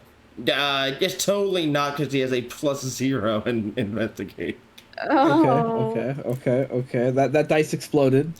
And I don't even want to get started on his intellect ranking. It's a 0. If it could be, you know. That's an 11. An 11. Whoa. So as you're looking around for a book on reptiles, you find a book on a reptile, a certain hard to destroy reptile, and you pick it up, and the title of the book, and you can tell this is written by someone, definitely, who worked for the Foundation. The title of the book is I Hate This Fucking Lizard.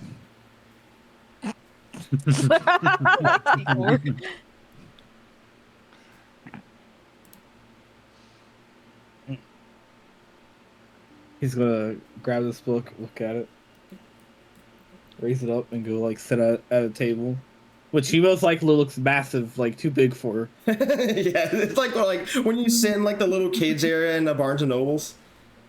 At the little tables. Yeah, exactly. Yeah. That's what I was picturing. And he's gonna open it up. And he's gonna just begin reading.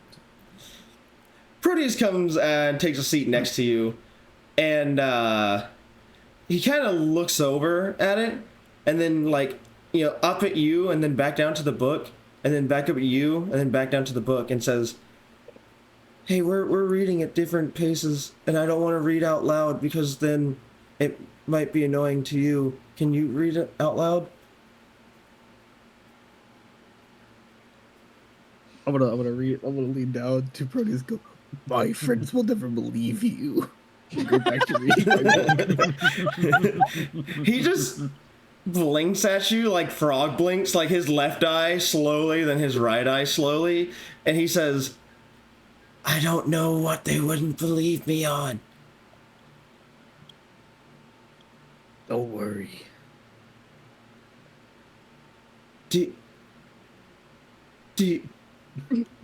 you like reptiles? Chuck doesn't respond. Okay. I will sit here quietly until you leave, and then I will follow you. Unless my mom calls, and then I have to step out because it's rude to take a phone call in a library. And he will continue to just sit there. How long does Chuck sit there and read said book? How long until lunch? Well, it is the late afternoon at this point, so say till dinner is the better question. Yeah, the next meal time, I should say. I'm sorry. I'd say y'all are in the kind of getting to the late afternoon at this point. It's probably you would have gotten here around maybe 4-ish, so you probably got 2 hours. He read for the whole 2 hours. Okay. But he's also respectful. He would actually go and put the book away as well. Okay. I will say, after about an hour and a half, Proteus does get a phone call, and he pulls the phone out and goes, "Oh, it's my mom. Hey, I'll be back later. I'll see you later, buddy." And then they promptly get up, and and they step out to take a phone call. It's my mom. When that happens, Chuck could go, "Oh, brain hurt. Book too hard."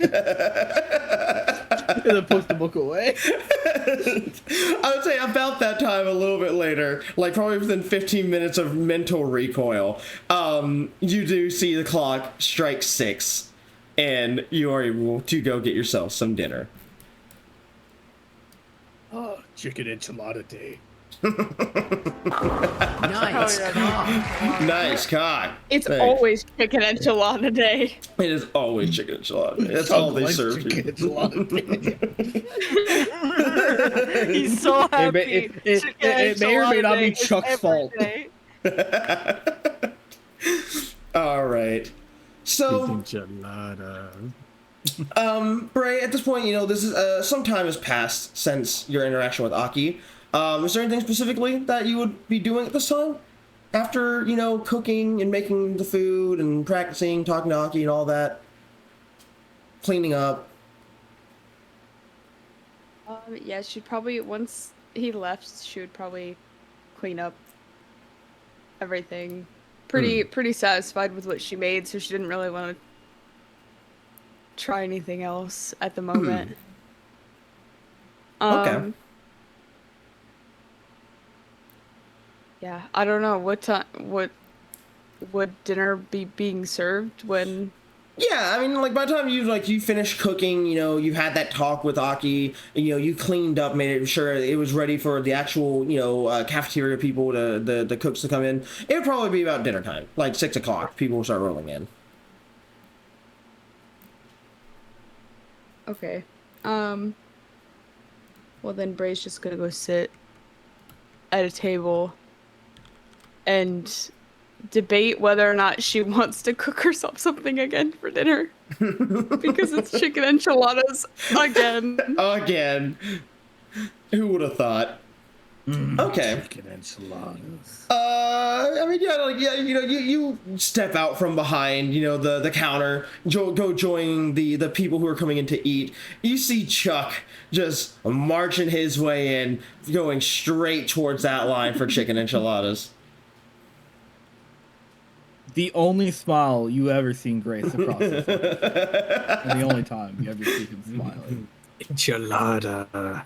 It's not 6 o'clock, it's chicken enchilada hour. Enchilada. Enchilada hour.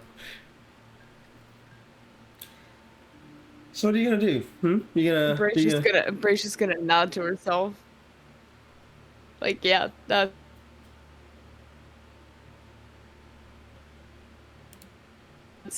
about what I expected to see. Okay. And the stream just jumped back into the red and Discord froze for like 30 seconds. All right. So, yeah, you know, you do that then. You know, I'll say you handle your food situation however you see fit. She'll get a chicken enchilada, I guess. Okay. Out of curiosity, just for me to know, do you go and sit with Chuck during dinner time? Do you sit at your own table? Where are you sitting? The tables at this point are getting pretty filled up. There are, you don't see like any of like the major like yeah, I mean, you see a couple of other you know, more namely scientists in here. You see Dr. I'm blanking on the name here for some goddamn reason. Crow.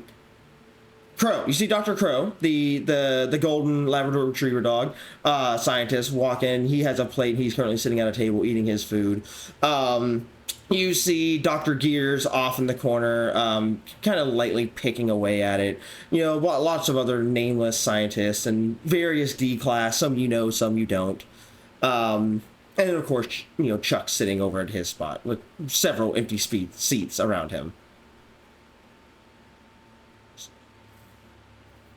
I mean, Bray would probably just sit where if Chuck is sitting like in the normal, like the place where they all usually sit. The normal, usual at meeting the end of spot. That wood table. Yeah, would Chuck be there? Justin? Yeah, that's Chuck's normal spot. Everyone just kind of gravitated towards Chuck's spot. Okay, so yeah, you know, you can go and take your seat there. And for the most part, it's a relatively normal dinner experience. You know, everyone's coming in and eating, and everyone's kind of minding their own business. We're starting to wind down after this long day. And then, what is your perception ranking? Yours is 7. Okay. Mine's 7. Mine? Oh, there I go. Thanks, Vodka. What is Chuck's, just out of pure chance? Yeah, that's about what I thought. Okay. Yeah, I was like, I don't know why you're asking. Only Bray is seeing this shit. Yeah, so Bray, as you're eating your food, you see behind Chuck at the table across the room from you. You watch as a security personnel puts down their plate of food. But they don't sit down at the chair. Instead, they continue to walk before they stop and stand behind one of the scientists. You then watch as they unholster their sidearm, put the gun to the back of their head, and pull I saw the this trigger. coming. An execution. And I knew something. See, guys, I could have gotten us brownie points with Tempest by letting Tempest kill them, and they still would have just died. It was a viable strategy. As that happens, the doors to the cafe slam shut and lock, and you see several people throughout the room pull out handguns, all pointing them and being ready to pull the triggers to shoot if anything goes the way they don't want it to. Before this happens, we're going to jump back a little bit. And we're going to go back Jesus Christ. to the four of you down here, as Alexi has finally met up with you, only a few minutes after you have received the text from Brick, letting you know that almost every person that he's ever killed in the Serpent's Hand has used that as their sidearm. Yeah, was staring down at the phone with any of the others who were looking at her, just see her eyes just go wide and her body go very still. Silas and then just she'll looks concerned. What did he say? Nothing good. What's wrong, Sunshine? Well, that's very specific. Oh. Hi. It's Alexi. Hi. Yeah, Alexi had walked up, and now he's like very awkwardly hovering behind the group. Didn't say anything until Silas spoke up.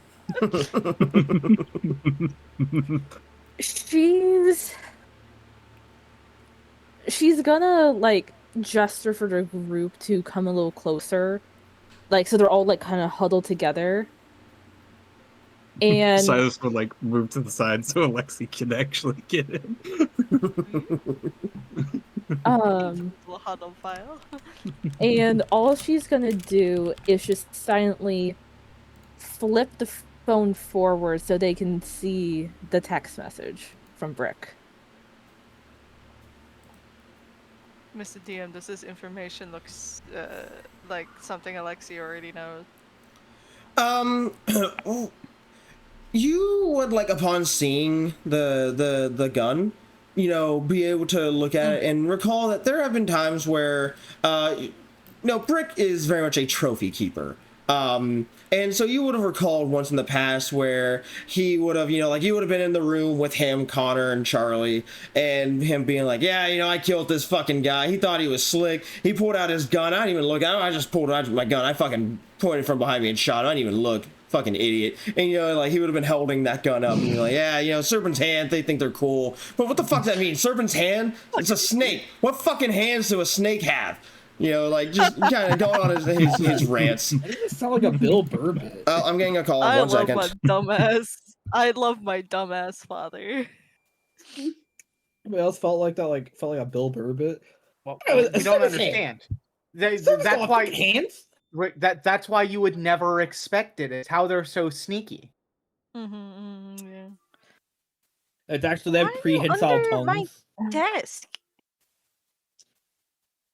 Reva will then, as soon as she knows that the others have read the text, just quickly, flips the phone back to her and holds it to her chest and goes, so this is really, really bad. Okay, sorry, I'm back.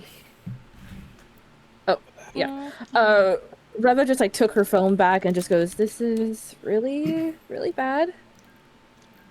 Not really. This is pretty normal brick. Yeah, we should No, I probably mean- catch that guy and hopefully interrogate him. Instead of, maybe shooting him in the middle of a cafeteria. That would be silly if that was what happened.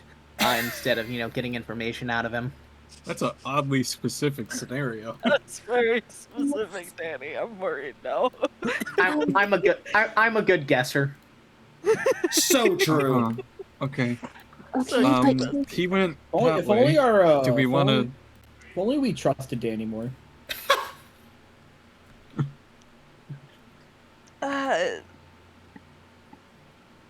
Honestly, I don't know what the odds of him surviving are. Now he shouldn't survive after interrogation, but he should survive in terms of before interrogation. I don't think the odds are particularly high either. If I know my father and how he's been the entire time he's raised me these last 10 years, he's gonna find a way. He's gonna find a shot. He's gonna take that shot. He really doesn't like the serpent's hand. Okay, then that leads to another question. Is what the hell is the serpent's hand doing here? How did they get in?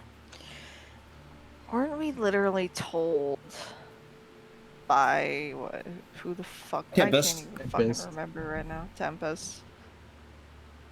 No, I don't even think that was that wasn't me. That was Alexi. Oh, okay. Mm-hmm. Dude's like pushed things out of his head since he started crying earlier. His trauma came back really hard. Like, weren't we literally told that there's like a ton of moles in here? I mean, a lot of people getting in who shouldn't be here because they're getting in from, other places. I mean that's true. But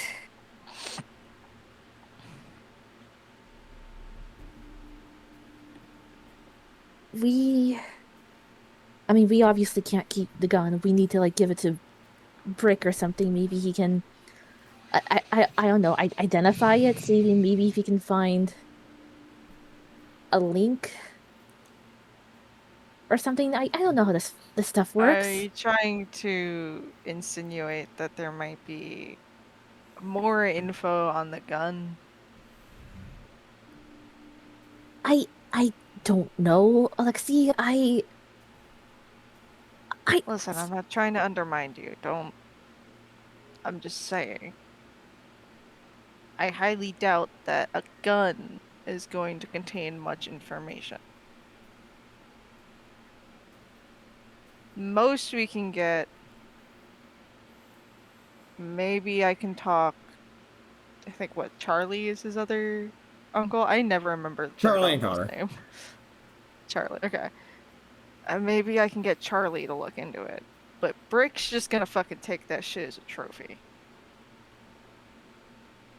Okay.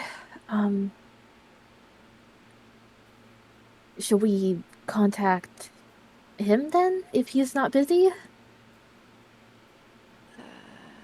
We can try. I know that Charlie typically has stuff that he's doing, and he's like, as he's saying that, pulling his phone out, going to Charlie's contact, and he's gonna type, "Hey, you busy? You up?" Yo, you up? You get a simple message back from just saying, no. We got a gun we need you to identify. Okay. Where? And he's gonna send their location. Do this like in a room. We're just sitting in a hallway, aren't we? Well, to be fair, you are about to have one of the Red Right Hand with you, so. Yeah. Fair enough. One of the MTF teams, so. it doesn't take long before your smaller uncle does make his way to you. Clearly he was clearly somewhere in the area, doing what, God knows what. But he does make his way over. We'll never know. That man's an enigma. Yes, he does not. He does not say much, judging from his texts. But he does make his way over to the group, and then just holds his hand out. Silas just hands over the gun. He takes it and just kind of looks it over and goes, I mean, yeah, this is Serpent's hand firearm. What are you wanting? First off, where'd you find it? Scientist was grabbing it. Scientist grabbed it out of a trash can. We told Brick about it. I assume they're gonna die soon. Okay. Yeah. Another question. Okay, what did this scientist look like? If you can give me as detailed of a description as possible. Silas does exactly that. Yeah. You pretty much, like, you tell him like the height, like, you know, kind of build, hair color, like as detailed of a description as you can. And then you see he just nods his head. This whole time, you know, he pulled out his phone. He's been scrolling through. We can only see like from, you know, the little side glimpse of it. It appears to be some type of database. And he's scrolling through it before he stops on a picture on a name, and then he clicks it, turns the phone around and shows you and says, "Is this the guy?" And shows you the picture of the exact scientist. Yep, that's them. Mm-hmm. All right. He watches. He then locks the phone, puts it in his pocket, and he looks the gun over. You know, he kind of like looks at the left side, looks at the right side, does a little like toss in the air. You know, getting a feel for its weight. He ejects the mag, looks at it to make sure it's loaded, pops it back in, clicks the safety off, and then he points down the hallway and starts to aim the gun. And then he closes one eye to help kind of further his focus on his sight. And then he pulls the trigger, and you watch as the bullet fires from the gun and then ricochets from the wall off onto another wall, down a hallway, and you can only, you know, it's out of sight by this point, and you can only hear the bullet continuing to do this before, just, you know, moments later, you hear the voice of that same scientist yelling in pain. And Danny is staring at the walls like, that's not how physics work. You're correct, Danny. That is not how physics work. Don't question it, Danny. That's just how Charlie is. That is strange, isn't it, He's got Danny? a knack for that kind of thing. He then tucks the gun into like his back, between his back and his pants, and then says, "All right, I've got this covered. If there's a guy here who had a Serpent's Hand weapon, he's probably part of the Serpent's Hand. If he was holding the gun, I mean, something bad's probably about to happen. Best thing that you can do is get somewhere safe. I got a bad feeling." And he just turns around and immediately starts to walk off.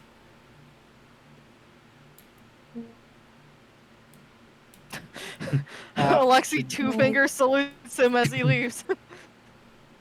And he's gonna start, like, kind of ushering the group away. He's not one to stick around when he knows his uncles are doing some shit. Did they walk towards the shot body? Or away? Well, which way did he head? Well, he's going to the person he shot, because I can tell you right now, he did not shoot to kill. He shot to incapacitate. Okay. So he's going to go get that guy. Dang, I wanted to hear the interrogation. I could save that for later. I mean, you can follow him. No, Alexi's showing me a way, and Alexi is stronger than me. You are correct. Alexi's strong. I would say... Alexi's gonna look down at Connor and kind of see, like, the little face he's making. He's You like, mean Daddy? I'm sure my uncles are going to tell us what's gonna happen, what they got from him. Listen, I might be the one with a voice in my head, but no one has ever called me Connor before. Who's that? Huh? You called him Connor. Did I say Connor? Yeah. I said Connor. It's alright. I know what you're trying to say. Once again, I'm out of my head right now. Good morning. Okay, I'll strike that one from the record. At this point, as you are starting to make your way back further down the hallway in the opposite direction, I'm assuming probably just back towards the offices, after what Charlie had just told you, that is whenever you would finally hear the gunshot from the cafeteria. And then you begin to hear the slamming of doors shutting and locking all throughout the facility. And you hear more than just one shot. You hear single round fire, sidearm fire, being executed throughout the facility.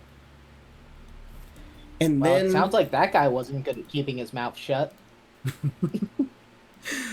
And then that is when you start to hear the footfall of what appears to be, or what sounds like, multiple soldiers. You hear the familiar clacking of like military-style boots against the floor. You hear radio chatter echoing down the halls. And you hear not a single thing signifying that this is SCP Foundation security personnel.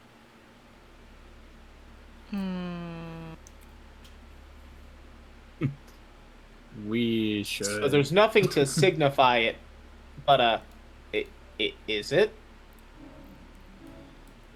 Oh, bad blur music turned on. I don't like the music. Danny out loud says, Danny says out loud, "Oh yeah, black blur music's on. We should get ready for fighting." What? Danny took the gun. What? What are you talking about? Yeah. I think they're starting their attack early now that one of their guys died. We probably want to deal with what's about to come up. What? Huh? Are they just in the middle of a hallway? Is there no room? Yeah. So y'all We were were going like towards over offices. here. So the hallway's over here. Y'all were like in this area. Y'all were still in the hallway, making your way towards the more hub area.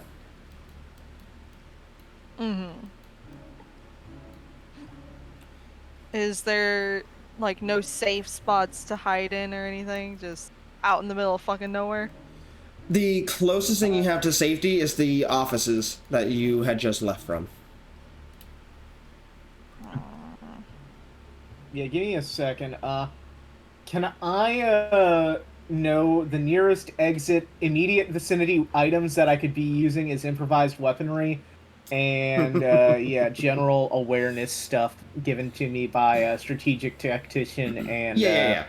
So in terms of nearest exit and things like that, there isn't one besides the exit into the hub area, which that is where you are hearing the footfall from. But as you do start to make your way towards the office where you just came from, you see that there's a couple of things that can be used as improvised weaponry here. You see a paper cutter, of which you can dislodge the blade from and use that as an improvised slicing weapon. You see,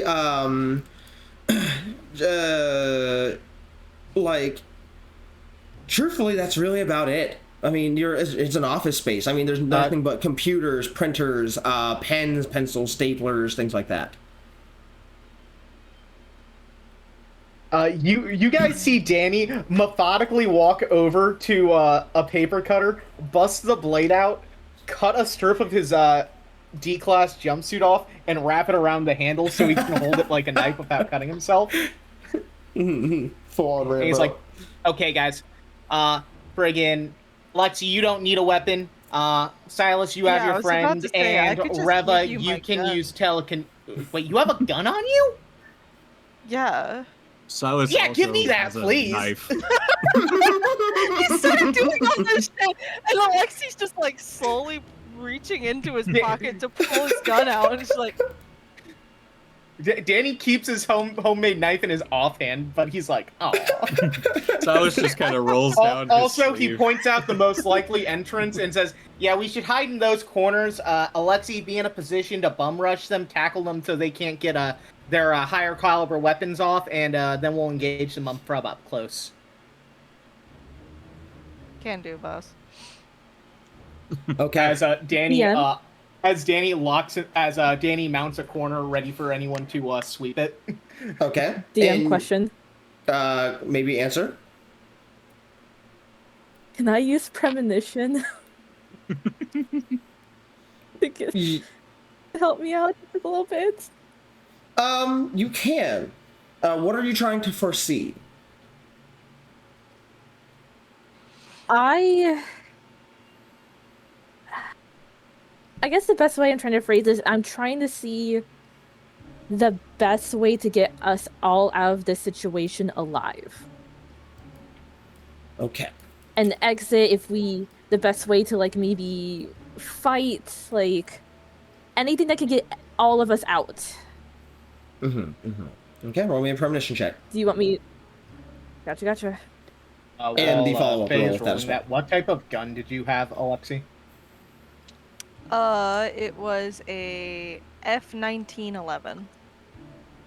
Okay, to hit -1, 2d6, 1d6. Alright, cool. Okay. So this is page 150. I'll keep note of that. Okay, so that for premonition.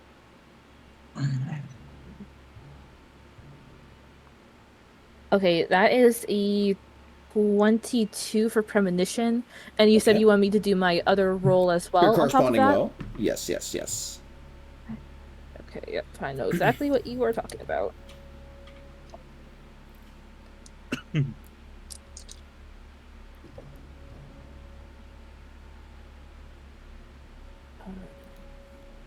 I'm thinking of something funny to do with Silas, but I don't know how well it would work.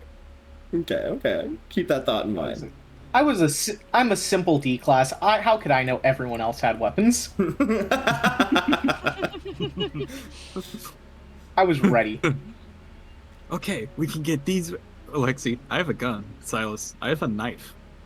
That's a 26 for that other roll. Okay, 22 and a 26? Yes. Okay.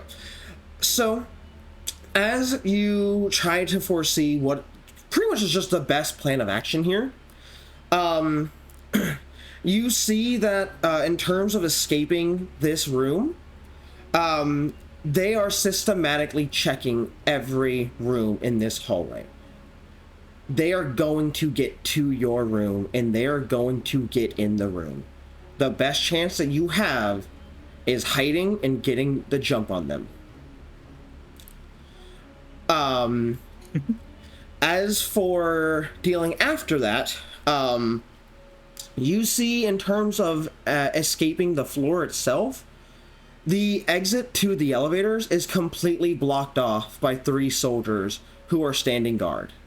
To deal with them, you would have to, distract them or somehow be able to take them out, and even then they have the range advantage on you, since they would be able to see you coming from the exit from the hallway.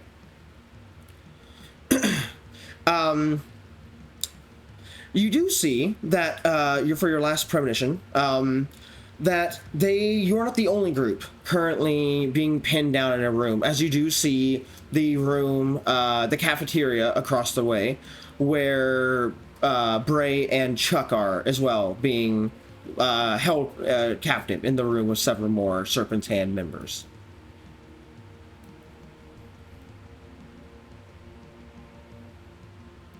Okay. Yeah, you all see Reva close her eyes as she has her premonition, and after a moment she opens them. She goes, okay, not a lot, but here's what I know. Right now they are going to be checking every single room in this hallway. They are going to get to us no matter what. Our best solution is to hide and get the jump on them. Which is whether it's with my power or your power, Alexi, or with the gun or a knife or whatever, we have to get the jump on them. Because they will find us. And if we don't act quickly, they're going to kill us. You see Danny sitting behind a piece of furniture at an optimal angle to where they would enter and sweep the room, almost as if Danny has been trained and knows how to sweep rooms professionally. And he is sitting in the exact point that is most objective for him to be able to shoot them before they can shoot him. Okay, not a good question. He's just gonna hide behind a door. Second thing. The elevators are blocked off. There's 3 guards. I don't see an exact way to deal with them other than trying to distract them or maybe take them out, but they have guns. They have the range on us. And they will most likely see us coming if we try to take him head on. So we just have to be very, very careful. Get yourself into a safe spot and we can talk about how to handle the next guys after these ones come through. One problem at a time. Yeah. Yep, sounds good. Yep, Reva's gonna... DM question. Maybe an answer. Given Silas's background and the items in the room, would it be plausible that Silas could make a tripwire that could launch staples? In the time we have before they get in. He's laid another tripwire. Another tripwire. Oh god. Okay.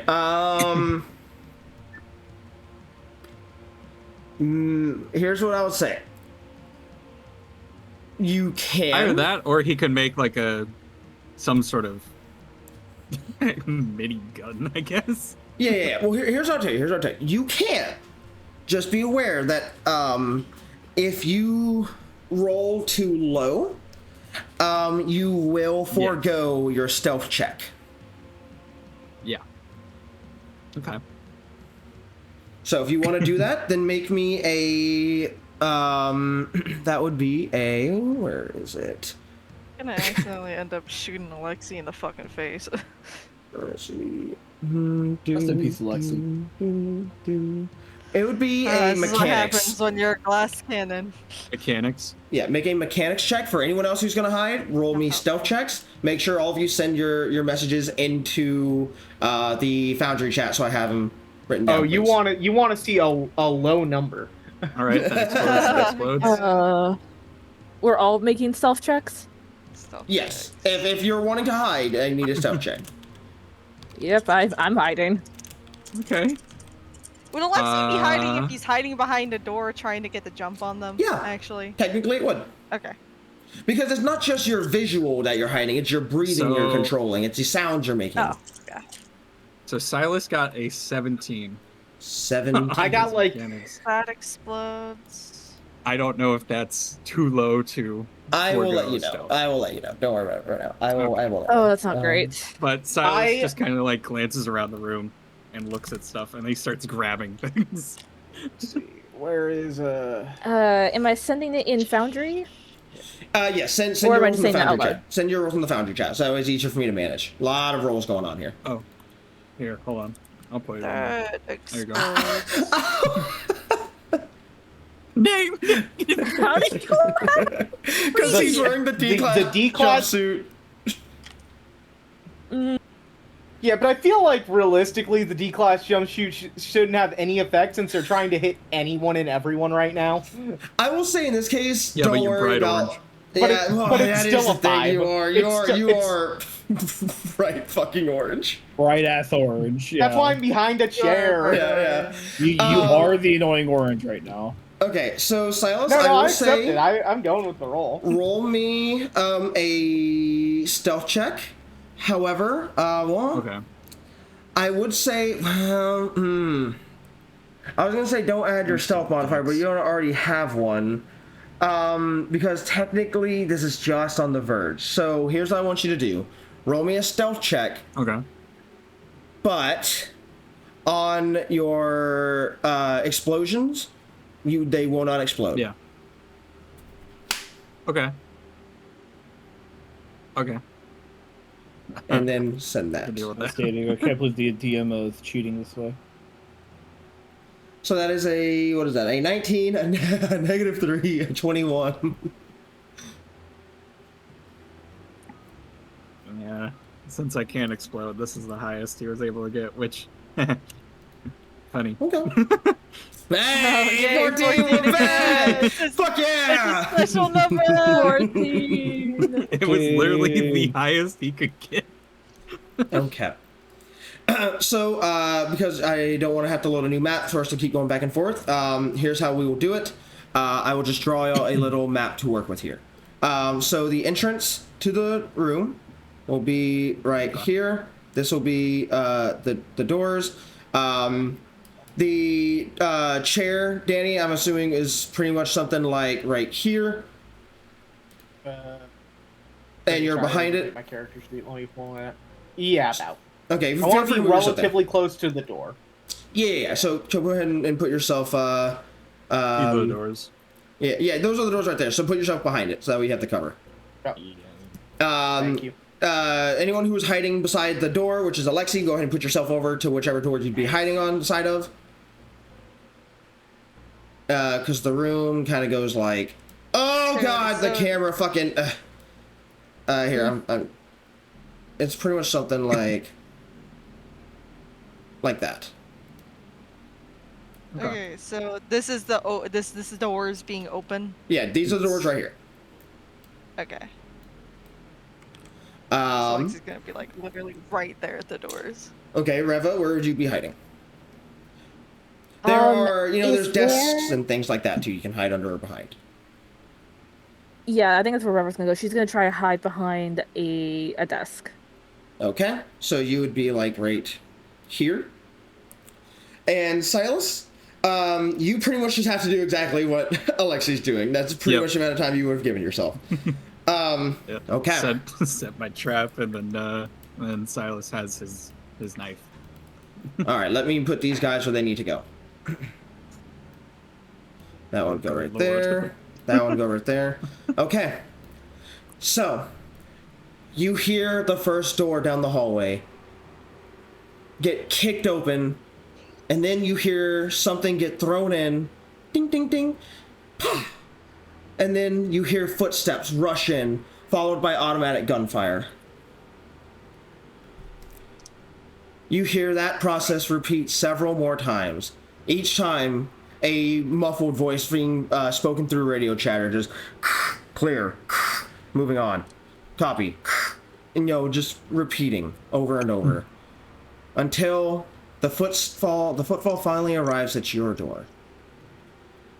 And everyone would see I forget what they're called, but the little snake wire camera. Oh. Can't think what they're called. But you see one slowly get pushed beneath the door. And it starts to look around. Up to wand. Yeah. It faces the left before beginning to scan, clockwise towards the right of the room. Before it pushes back, or pulls itself back through the door. And then the doors get kicked open. But they do not immediately throw in what you can only assume was a flashbang like they had for the previous rooms. They did not spot you. So, the soldier looks around, and let me see here. What? Okay, I'm gonna need these, and one of these, and one of. Where are you? One of these. Okay. He looks around, but does not set or spy the trap that you had set for him. So what did you want it to be? Because I'm giving you some creativity here. There, like I said, there's staples. There are still some spare blades from that you could break off from other paper cutters. There's heavy things you could set up from the computers. There's all kinds of things. Okay. Yeah, I think for the door, he would have done something with the blades from the paper cutters, and he has them angled up, trying to go eyeline. Okay, I'll say, so how about this? You have it basically like a thing of those traps that are lined up against the door, and then when he triggers it, it just flings and slices directly into where that person is going to be. Yeah. Okay. He takes a step and does not see the tripwire. And as his foot connects with it and pulls the string, it releases the spring sort of setup that you had as the blade goes from being hooked up, spring loaded against the wall, and then it flings clockwise, and it gets the man directly in one of the weaker parts of his armor, right where his eyes are, where he was actually wearing goggles, as it smashes straight through, actually just between his goggles and his sort of ski mask that he's using to cover his face, as you hear the sound of as it cuts straight through and into his face. He doesn't die, but he does let out a scream of pain as he then falls to the floor, going prone.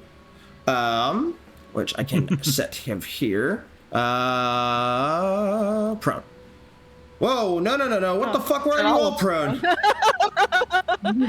What the fuck? I followed. Okay, whatever. I don't know why it's doing that. Hey, you tricked me. Whatever. This guy is prone right here. We'll just remember that. These two, They're however... a hive mind. These two, however... Yeah, for real. Immediately see what's happening. And then, with that, you hear... Ding, ding, ding, ding, ding. Oh, God. Uh-oh. I turn away. I do, in fact, close my eyes. Yep. And I don't need my ears. with that... we are going to do not normal combat. We're going to do narrative combat here. Okay. So, and telling you in this case, I'm going to not really care about the numbers y'all deal. I'm going to go more so off of what it is you do and are able to accomplish. You'll do rolls according to such. And depending on what you do, that is how we will proceed on how much damage is dealt, or if you flat out kill them, or what have you. Okay. So in this case, I will say the two that are going first are going to be these two soldiers who are, let's see here, where is their movement? So they have 1, 2, 3, and 4. And he's going to run in and see you, and just look at you, and you hear him say, "Target spotted," as he does not click the safety off of his gun. Instead, he tries to simply hit you with the butt of the gun. So that is going to be a... where is his to hit? That is going to be that. Oh, that is not great. Okay, let's take that. And where's the other dice I rolled? Here they are.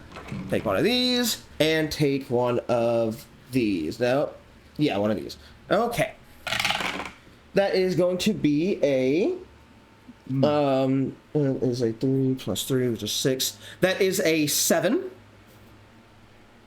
to hit. There's a fucking gnat in my room again. Come here, you little bastard. Anyway, that is a 7 to hit, which I believe it is, if I recall correctly, goes up against your reaction, right? It's reaction until you do your turn. You said 7, right? Yeah, 7. It is 1 above reaction. Okay. And like I said, unless I'm doing that wrong, but if I recall correctly, that's how it is. If I recall, it's your basic reaction.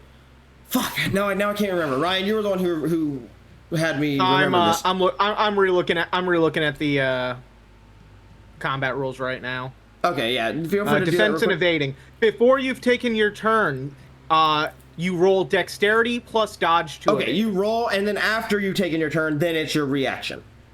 It's just raw reaction. Okay, so okay, roll so yeah. dex plus dodge to evade. Yeah. Okay, so I have to roll. Yeah, you have to roll and beat a 7. I have to beat a 7. Mm-hmm. Okay, well that explodes. I'm beating a 7. Yeah. Don't even worry about it. So yeah, he goes to try and hit you with the butt of the gun. You see, like I said, he's not shooting when he was very clearly shooting in the other 2 rooms, or 3 or 4 rooms before you. But as he goes to swing his gun, you're able to quickly duck, and the butt of the gun swings above you, and that will end his turn. This one will go 1, 2, 3, 4. And same thing, he's going to see you, Alexi, and say, another target spotted. And same thing, he's going to try and swing at you, just like how the other one swung. No, that you is, they're not shooting idiot. You can't that is, do shit. Oh, that's a much better roll. That is a 14 to hit. Okay, how do you... So Dex plus dodge. Dex plus dodge. Dex plus dodge. Which in your case is just flat Dex. Okay. You just have to beat a 14. I don't know what dodge is. Okay. So, Dex. Yeah, that's what I'm saying. You don't have a plus. It's just flat Dex. You two. It's okay. I explode a lot. What do I gotta be? A 14? 14. Beat a 14. Yep. If you do, tell me. You don't have to go any higher. Wow. That explodes. That goes into a 12. Yeah, 15. Okay, yeah, so he actually goes to swing his gun at you, but you're able to just pull your hands up and actually just block it with your hands. That will end their turn. I would say up next in terms of who can go first would be Alexi and Silas, because you're the ones actively right there. Actually, no. Danny, you specifically set yourself up. Yeah. You actually set yourself up specifically to be able to go on as one of the first ones. You actually can go and do whatever you want to do right now. Okay, I'm dumping 2 rounds into the back of the guy attacking Silas. Okay. Let's see that. Ooh, that explodes. So I'm telling you right now, if you roll higher than a 5, you beat him. Oh yeah. So first one hits. Okay. So first shot, and then let me look at my damage. So it's 2d6. Don't worry about don't bother about rolling damage. It's fine. Just tell me if you hit. Okay, so I hit 1. Yeah. And then I was gonna roll to hit again. Okay. And you said I have to beat a 5. You have to beat a 5. So I have a -4 to this one because of recoil and the normal thing. Mm-hmm. But that's a 5 and a 4. That's 9. -4 is 5. That hits. So I dumped 2 rounds into this guy's back. Oh, yeah. So as you do so, both rounds hit him, and you see that this thing is actually firing armor-penetrating rounds. And both of them hit the back of him and clear straight into his his chest as he immediately coughs up blood, and he does fall to the ground, and he's out. Nice. Thumbs up. And that is both of your actions, so that will do it for you. Silas and Alexi, now you can do your turns. Okay. Alexi's beating the shit out of the dude in front of him. Yep. Break your fucking goggles, nerd. That explodes. Like I said, if you beat a 5, you hit. Just tell me. Well, my D8's the one that exploded, so I can assume. Okay, yeah. 5. Yeah, 100%. You beat a 5. Are you gonna try and roll again? Yeah, 2 punches to this fucker's face. Okay. Oh no, I dropped my die. Oh no. It's just the D6, it's fine. I got 3 of those. Do you get... Oh, wait, yeah, never mind, stupid. My D6 exploded, which means I most definitely... You're good. Okay, so did you land both hits? Most definitely, yes. Okay, so yeah, you just with one solid punch, you get him right in the face, and actually smashes his goggles into his face as he just starts letting out like a but before he can even let out one real scream, you get one more punch, and it actually punches it into his skull as he goes silent and falls to the ground. Dipshit. Yeah, Silas is running to this guy on the floor. With his knife. Kick his face in. I will say because he's down and prone and already very much in pain, if you just want to kill him and get the finishing blow, you can. You're going to get it. I can tell you that right now. Silas is just going down and just pulls the mask up enough to get his throat and then just slices. Yeah, you do that. Like at first he was like, because he had the fucking blade in his head, and then you do that, and it's just, and then he's dead. Hell yeah. Hell yeah. Hey guys, we have gear. I was in fact going to say we can get some vests on. You three should take it, not me. I do think Daddy, I'm actually probably the tankiest person here.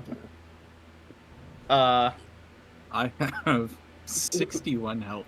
Oh, you have 61 health? Never mind. Fucking, you're a beast. I have 34 health. No, yeah, 28. I'm at 41 health. Which I just knew the others were pretty low, so yeah, I guess well, that means you might want the armor because you're a glass cannon. Nah. Alexi, you should take the armor. Yeah. Alexi cannot take that armor out of principle. Well, especially considering the fact that that's armor. How clearly marked up is the armor? Enemy. Like, is it just a black vest, or does it have serpent's hand marking on it? It has serpent's hand markings on it. Mm. If only Chuck was here, he could rip that off. I mean, we have the guns. That's at least something. Oh, we're definitely taking those. I'm upgrading. Do the helmets also have No, those are normal. On them? No, you at least have a helmet. I'll be fine. Okay. How much of a actually taking a page out of Chuck's book? How big is the serpent's hand marking on it, and are there multiple? It's pretty much their entire chest piece. Okay, so significantly bigger than a orange SCP marking on a jumpsuit. Yeah. Darn. By the way, to anyone who's picking up their assault weapons, you can add a SCAR-9X automatic rifle to your inventory. What's it called? S-CAR-9X.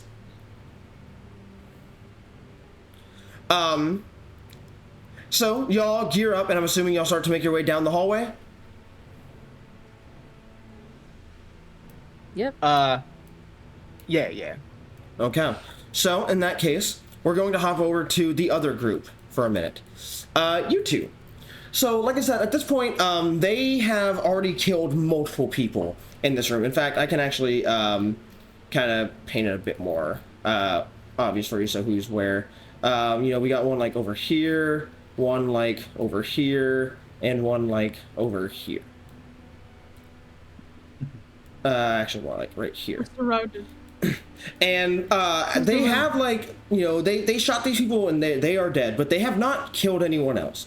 They are, you see, they're actually, this one right here is doing sweeps down the rows of people, like grabbing them by the shoulder and flipping them over and looking at them saying, "Target not found, continuing search," before letting them go and continuing to make his way down.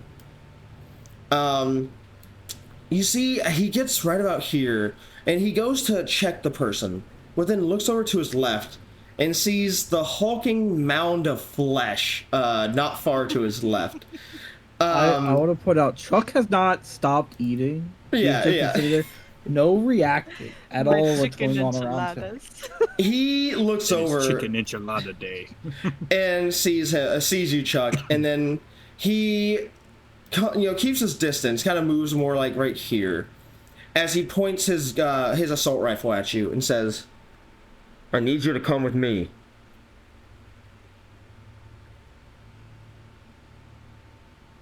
Chuck, put down the enchilada.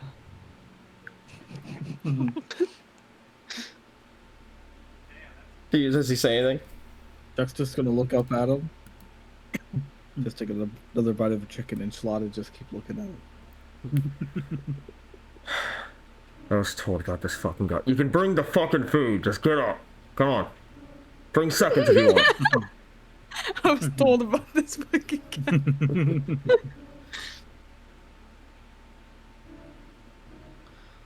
guy. Can I look over to Bray and kind of squint? Just like, What the fuck do you want me to do? When you do well, that, because like Chuck doesn't know what's going on. Chuck doesn't know, like maybe this is just another like fucking company bullshit. when you look over at her, he also sees, like he sees you look across, and he points the gun now at you, Bray, and says, "Second target spotted." Oh, the second he does that, Chuck's jumping over the table and tackling him. All right. He fucked up. He took the weapon off of Chuck. He fucked up. All right. So yeah, you get up and what are you doing to this man? Like I know you said tackle him, but like just tackling, or are you gonna like turn into mincemeat? What are you trying to do here? Oh no, Chuck's legitimately tackling him, pressing his fist to this guy's head as he's slamming it into the concrete. Okay, I will say because like a flying fucking. Yeah. I was because you have the jump and you just have the Superman pure punch to him. Yeah, because you have the pure mass to you. I will say you are able to do that, and because of your stats, I'm not going to make you roll for it. It's gonna be a success. So. You easily, Bray, you watch as the moment that the gun is taken off of the line of fire from Chuck is leaped through the air like a fucking bat out of hell and has grabbed this man and just turned his head to red jello on the floor. And he's out. However... Within a few seconds... That's one way to describe him. I was gonna say, within a few seconds, as Chuck does that, he's going to check the guy's weapon and kind of toss it at Bray, hoping she's ready for it. And like one. He's not, but she'll grab it. All right, yeah, you can grab it and add a, like I said, a S-Car9X assault rifle to your inventory. The scar. The scar. Yeah, however, unfortunately, these two do see what's happening here and have a distance and already have their guns ready. So they both set fire on you, Chuck. So that is going to be a... Let's see here. What is their firearms? That is going to be a... Where's their perception? Okay, that is 2 Bs. And that is going to be 2 of... You. Okay. That is an explosion. So let me get another. Okay. So that is a 13 plus. That is a 15 to hit, which I'm assuming beats your reaction, Chuck. Yeah. Alright, what is your reaction, just for questioning's sake? 4. Lena, are you aware of how automatic weapons work? I'm aware they're not going to function necessarily in that case in this functionality. Okay, because that would have been scary. Yeah, I'm aware. That would have done a lot of damage. But again, they're not shooting to kill. They both shoot, both of them hit. Specifically, you take only 2 points of damage. However, I need you to make me a... Where is your sheet? What would be the best check for this? Make me a... I don't know what the best check of this would be. I would say, what do y'all think? In this case, he's being shot with tranks. So I'm thinking self-control is probably the best thing we can get to closest here. Let me see. Because I'm not seeing... Oh, poise, maybe. Poise would make sense. I was gonna say brawn. Yeah. Brawn is just straight up like how tough you are. Yeah, I'm okay with brawn. Yeah. Roll brawn check for me, Tristan. Resist death. Oh yeah, also, resilience is more of a mental skill. Talk about glass cannon, holy shit, you know. Alright, hey, if anybody wants to go do something for a minute, I have to go fucking count dice. Yeah, I'm talking about glass cannon, Alexi. You have not seen Chuck's player sheet. Oh my god. Can we just say my HP is wrong? My HP is wrong. Yeah. You're at full HP. You're at full HP. I'm aware. Can we just say that if he has to count dice, he probably made the trank check? Yeah. I think it's probably more likely that he'll make it. 3. Just tell me right now. Did you roll higher than a 15? I haven't rolled yet. I will say, just for your knowledge, I'm rolling 3d6s. 3d8s. 3d8s.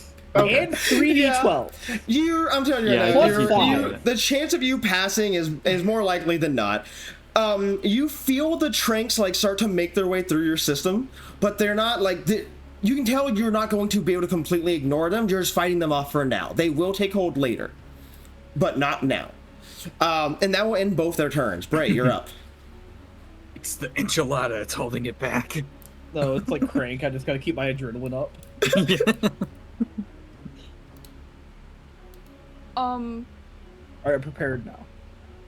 Ray's gonna kind of like move to a point where she's like at the end of the table and like crouched down, and she has like the gun up on the table. And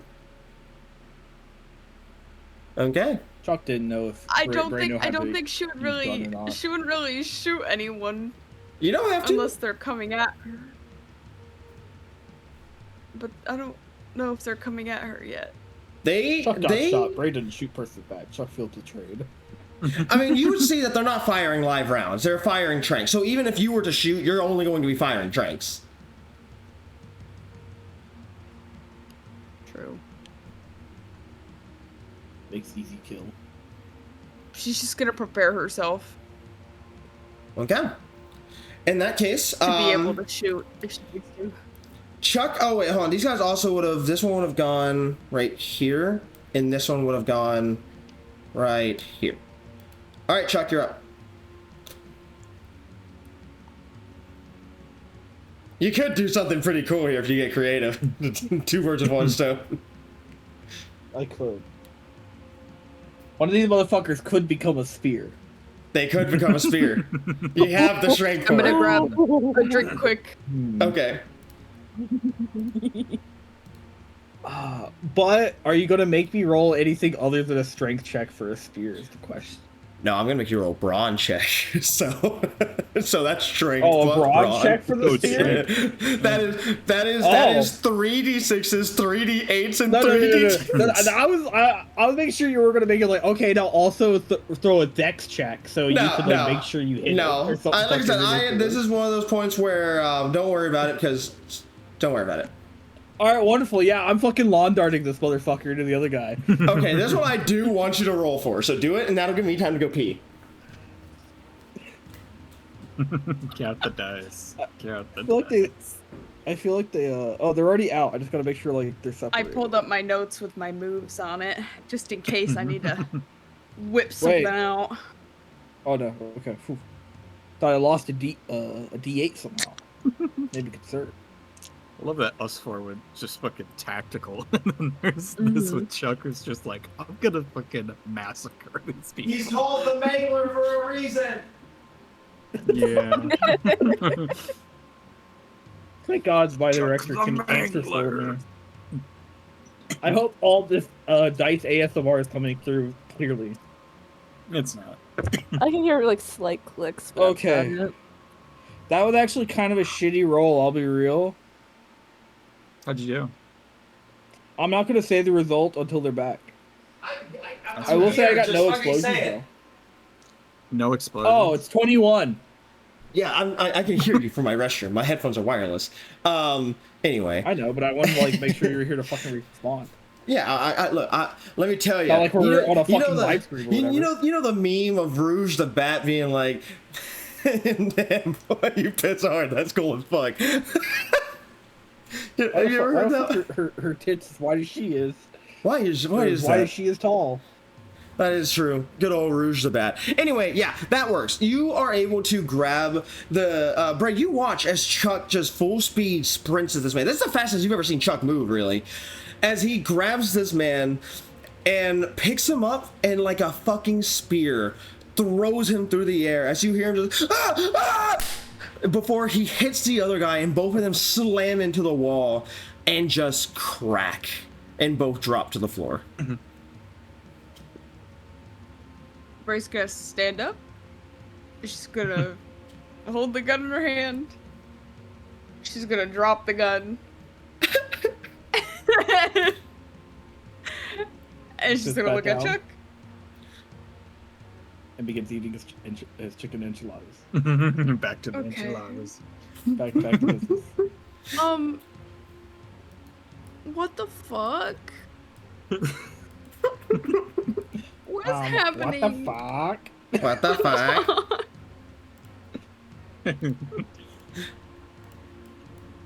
Okay. So, I mean, Chuck just goes back to eating. What are you doing, Bray? I mean, you just gonna stay here? Can I look around to see how everyone else is reacting? I mean, they look shocked and confused and scared. I mean, except for like some of the others, like the well-known scientists, like you see Dr. Crow at this point has just kind of like looked over and he's like, well, now someone's gonna have to clean up this mess. We're not going to be able to eat here. That's great. And then like you see Dr. Gears over in the corner. Dr. Gears had use. Dr. Gears never stopped doing what he's doing. He's still sitting there in his chair. One hand, like his face leaned against like his fist. His other hand just poking at the enchiladas with his fork. Can I check like whatever door is like closest to me to see if it's unlocked? No. Yeah. You are able to go and make your way to the door and open it and look outside. And across the room, you would see these four.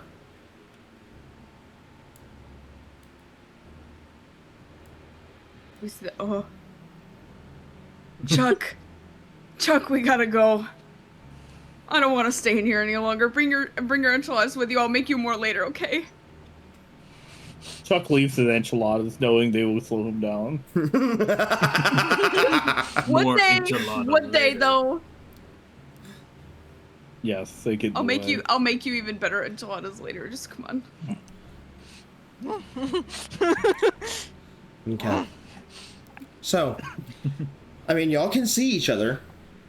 You know, you can't talk because obviously there's a bit of a problem up there. But you can see each other. Bray's gonna wave. Silas just like nods. like we'll wave back. Wasn't it you, Silas? Okay.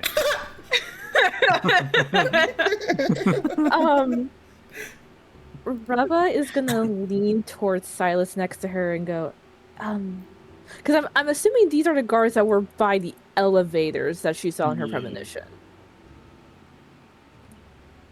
Yeah, sorry, there's a bot I'm banning. No, you're good. Wow. She's gonna lean towards Silas and be like, if I recall correctly, you do have a little friend that's hanging out with you? That's a rude way to reference Rose, you know that, right? We That know her bitch. name. It's kind of rude, Reva. I'm sorry, okay? I don't know what to do with this. Truthfully, Rose. she can probably hear you to some degree. Oh, how far away are we from the bodies we were encountering? They're all the way down the hallway and in the other room. So quite a bit. Yeah, no. I forgot to steal the leftover flashbangs. Do you think maybe she could distract those guys up there? I think she could find something. Give me a second. And Silas is gonna like step over this way. Just be like, Rose, you around? You do feel her presence. You don't see her, but you feel her presence. Okay. we got 3 problems right over there. Whatever you could do to get them off balance or distracted, would appreciate it. She is silent for a long moment before she speaks, and you actually say, "There's someone making their way here. They are going to deal with them pretty quickly. I don't think you need to worry about it." Oh. Okay. It's just like kind of glances back over to the princess. She says someone's gonna handle it. Okay. Danny then turns away from that front and just kind of posts near the other direction of the hallway, ready to fire on anyone who comes from that way. Okay. Alexi is texting his dad, like, where the fuck are you? Yeah. Bray doesn't know any of this, so she's like trying to figure out a way to see if she could get over to them. Signal. She's just looking around. As you are all doing these things, you do hear the soldier, or one of the soldiers, actually take a step forward, as he then calls out, saying, "I just lost contact with several of my men. If who I think is causing it, then let me make one thing very clear. We are not here to harm you. We are here to take you somewhere safe."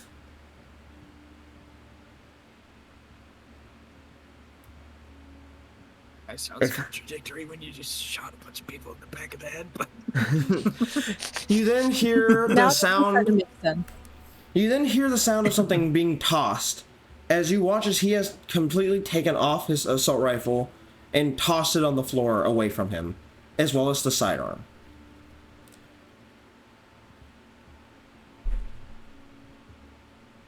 And he calls out again, saying, Alexi also peeks. "The others that were executed were done so to serve a purpose. Make sure that the others who would try and get in our way stay out of our way. I'm sure my men did not try to use deadly force against any of you. I don't have enough time." They didn't. They used tranquilizers. They threatened me. I didn't know. "I don't have enough time to sit here and explain everything to all of you. I have about 1 more minute before me and my men need to make our retreat." Hey, Gad. Yes. How does siding with the enemy plot into the world is blowing up arc? That's a great question. Because I'm gonna be honest, this seems like a fun little side quest, but the world blowing up arc is still my primary goal. I will tell you everything. Is this required content optional? Everything. Oh, no. Everything is optional. No. I know. Everything is connected. This is not a side event. Yeah. I'm not saying it's a side event. Is time My frozen point. when I talk to you, or is the clock running? It's slow and slow. Okay, cool. Don't want to waste everyone else's time, you know me. No. He then looks back at his other 2 soldiers and says, "Both of you, drop them, now!" To which you then hear both of them drop their firearms. I have a question for your DM. Shit, they're making it very convincing. Yes. I'm gonna see what information I can get out. Yeah, Bray wants to just like. Silas is curious. What does Reva know specifically about the Serpent's Hand? You know that the Serpent's Hand has pretty much nothing against the D-Class, firstly. So to any of my D-class people, I mean, obviously you know, well, Danny knows this now, but they have no quarrels with the D-class. When it comes to their treatment of the facility as a whole, the Foundation, they only ever truly kill site personnel and security. But only then, they only ever really do so if it's to prove a point. And as I said, they don't have their weapons on them. They have tossed them on the floor. And again, they have shown no deadly force being authorized on any of you. You also know that they are very firm in the belief of the freedom of SCPs. They shouldn't be locked up. Anomalous individuals, whether they be human or monstrous, have no place being locked in a stone-cold concrete fortress. They are creatures, living creatures. Liberal. And they actually seek a world where humanoid or even sentient anomalies can live in peace with them. That's exactly what I thought. And this is all stuff that Reva knows, just to confirm with that. Yes. All of this information is also in the SCP info channel. Yes. Yeah. I just want to make sure Reva specifically knows this. My scientists would know this. And Danny. Okay. And Danny. And Danny. Yeah. Let's put a lab coat on you at this point, Danny. Just...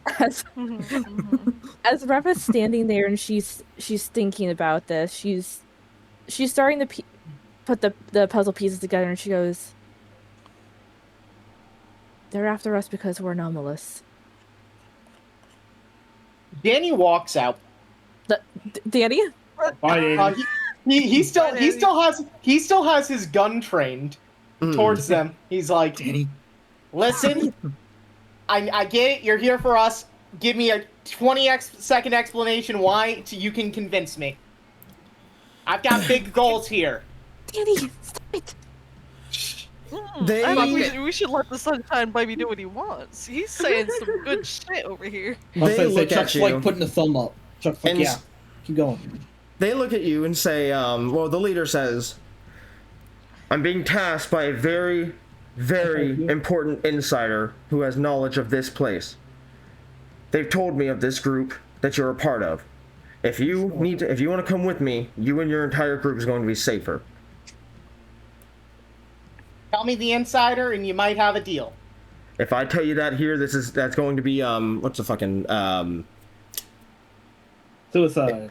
No, it's he's like no, not continuing reach. We're skirting the lines here. It's it's gonna blow his cover, basically what he's trying to say. Like it'll blow my informant's cover. Compromise. Thank you. I can't tell you that right here. That'll compromise my informant. Hey, God, using my tactical like awareness of exits and weapons, can I see the cameras in the room? You can. How many are there? There are one in each corner, and as well as at the entrances of the doorways.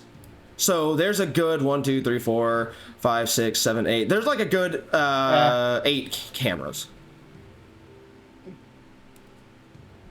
How high of a gun check would I have to do to shoot them all out with my 25 rounds? Assuming you land each shot. Like, give me a low, medium, fucking impossible. I'm assuming fucking impossible. It's pretty near impossible. Okay, cool. That's what I was figuring. I need with the dimensions room. Fuck. Listen, there are bigger things going on that we're working with that I don't know if your informant knows about. That we can't safely just go with you. There's other things going on. You see, he checks his watch, and you can see he's, getting a little antsy. He's definitely using more time than he's trying to. As he says, all I can tell you about this person is that they have more knowledge of its facility and the council than you could think. I'm convinced. I think Gerald. I don't know. Guys, it's your call. The facility hasn't done a lot for me. In fact, it kidnapped me. But I won't leave without you. I'm not moving. Puppy dog. Okay. I was really thinking about stuff. If the others said they ain't leaving, Danny is not leaving. Oh. I'm just moving them a bit closer. Whenever they see you, Ray, walking out, he says, "All right, there's two. Look, we are running out of time. I need your group here. All of you are safe with us. All of you, I'm aware of who you are. You are anomalous. You are prisoners here. With us, you are people." All the D class. Chuck is absolutely fucking covered in blood. Chuck is fucking covered in blood right now. Of course, the D class come out. To be fair, yeah. What? Realistically, what has the Foundation done for me? I've become friends with these three, so I won't abandon them. But otherwise, Danny's down to go. Oh, they wear the same shirt color I do. Yeah. So true, so true. What about your other three over here?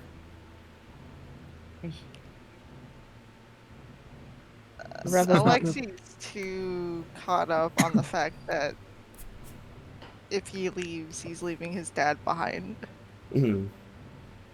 Silas is very hesitant for a second, and he'll just take like a deep breath as he's feeling the back of his neck. And he just starts slowly walking over. Okay. But he whispers under his breath, and he just says, "Rose, stay close." You just hold on one second. Danny looks over and says, "The others aren't going. You might as well leave." Bray, Chuck, if you want to go, you can. But I'm sticking here for now. Damn it. Alright. I guess three's better than none. Okay. Come on. Hey, Chuck passes out. What? You got hit with tranks. I think right now would be very, very narratively funny for those to kick in. The sedatives kick in. I don't know. That would have to imply that the Tranks could overcome Chuck. Slowly, they will. I mean, the director said they will, and I mean, like, They Chuck's adrenaline is now down, so like now, like his heart rate should be coming to as close to resting as that man can get. Enchilada. Enchilada. Okay. So, with that, they sorry, my wife is asking for the Google login. Oh, get around. They, they're like, well, three's better than none. So they tell you to stay close, but then they turn around and Silas, what Rose said happens. You see the doors open as someone begins to walk their way through. It's a Tempest. It is not the Tempest, but it is an O5 member. You see... It's Chuck again. It is not Better Chuck. be fucking Arsenal. It is not the Arsenal. Okay, good. It's so far as the one that y'all have seen do nothing combat-wise. You see Gerald. Gerald. Dad? As the doors open, and he's standing there, and he simply looks at them all. They immediately all pick up their guns and point at him. And, they... Hold on, let me see here. Number 9, sorry. I'm approving my Gmail login. They all immediately point their guns at him, and the leader says, "We know who you are. We don't want to hurt you, old man. Just get out of the way." And he looks at them and doesn't say a word as he just begins to slowly walk his way in. And, God damn it, why is it making me fucking do... Ah, I hate Google! Sorry. No, it sounds like our DM hates Google. Fucking hate Google so goddamn much. Anyway. Hey, Google, I think my DM he takes several steps in, to which they then point their guns, and you hear the safeties now click off. And these are the handguns, the ones that were shown to not be, tranks. These are real bullets. And he says, "I'm warning you, one more step and we will open fire." And hey, is it the guy does the guy in front of me do that? Yes, but I will say they have moved up like this. Okay, that's fine. All right, never mind that. And Gerald, Danny does still have a gun pointed out, and he's like, "Guys, you were pretty chill. I really don't think it'll end well for you if you shoot him right now." And he just continues. He gives as honest a warning as he can. And he just continues. What level plates are these guys wearing? I don't think it's gonna matter. You'll see. No, I know. I know. And so he just keeps walking forward. And finally, they said enough is enough. And all three begin to unload their sidearms. Shot after shot. And you watch as golden sand and dust immediately forms a wall in front of him. But it doesn't form a solid wall that's, taking the shots and blocking them. It's forming very thin walls that then swat the bullets out of the air into the side. And he keeps walking forward, deflecting each shot, until he stands face to face with the men. And he looks at them all and says, "Where is the others?" To which they look and say, "We don't have them. They didn't show up." And then he looks at the four of you standing behind the three soldiers and says, "Where is my daughter?" Or he's gonna point over. Reva! Silas just goes over there. He looks over. Like Lexi kind of reaches over to a Reva and is like, "We should probably show ourselves before he explodes or something." Yeah, Reva's had a hand on Alexi's arm the whole time, just watching this go down, and she's just looking between him and Gerald. He's looking over, waiting for you to show yourselves. He's gonna grab Reva's arm so that she can't pull away as he kind of walks forward to force both of them out into the hallway. Mm-hmm. When he sees you both, one of the men, sees Gerald, looks away, and he immediately tries to pull up the gun to get a shot, thinking he's not paying attention. To which you then watch as two almost whip-like extensions of sand shoot from the floor and wrap around the man's wrist and yanks him to the floor, shoving him to the ground with a hard... And he just looks over at you two and says, "Did they try to harm either of you? Or any of their men try to harm either of you?" No. We're both good. Good. You interrupted a very important meeting. You killed a lot of innocent people. Normally, if it was any other O5 member, they would take you and they would interrogate you. I don't need you to get my questions answered.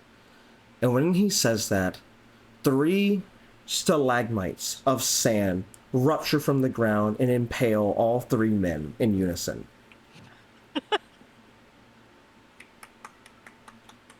Before... God, Dad!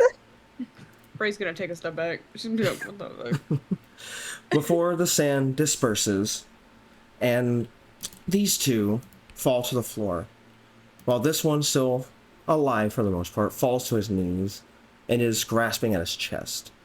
And Gerald goes over and very gently places his hand on the man's head, to which you see the man almost entirely turn a golden glow for a moment, before it fades away, and the man is still sitting there on his knees. And Gerald simply nods his head and says, "Good. You can die now." Before he just pushes the man on his head, and he falls back. And now dies as well. Jesus. With that, he makes his way to the rest of you and says, "All of you are okay, yes?" For the most part. Yes, sir. Good. Chuck's asleep over there. Yeah, Chuck got hit with a few tranquilizers. I'm sure he'll be fine. I think they're catching up. I'm sure they'll be fine. Did they tell you anything before I made it here? They said someone on the inside orchestrated this to pull us out. I see. And they also knew we were anomalous. I see. Is that all they said? They knew who we were in general, not That just hurt. that we were anonymous. That person who they have on the inside is high. 05 high.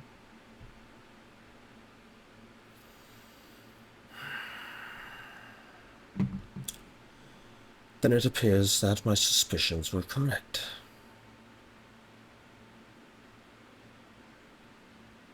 The original 05-6 is still alive.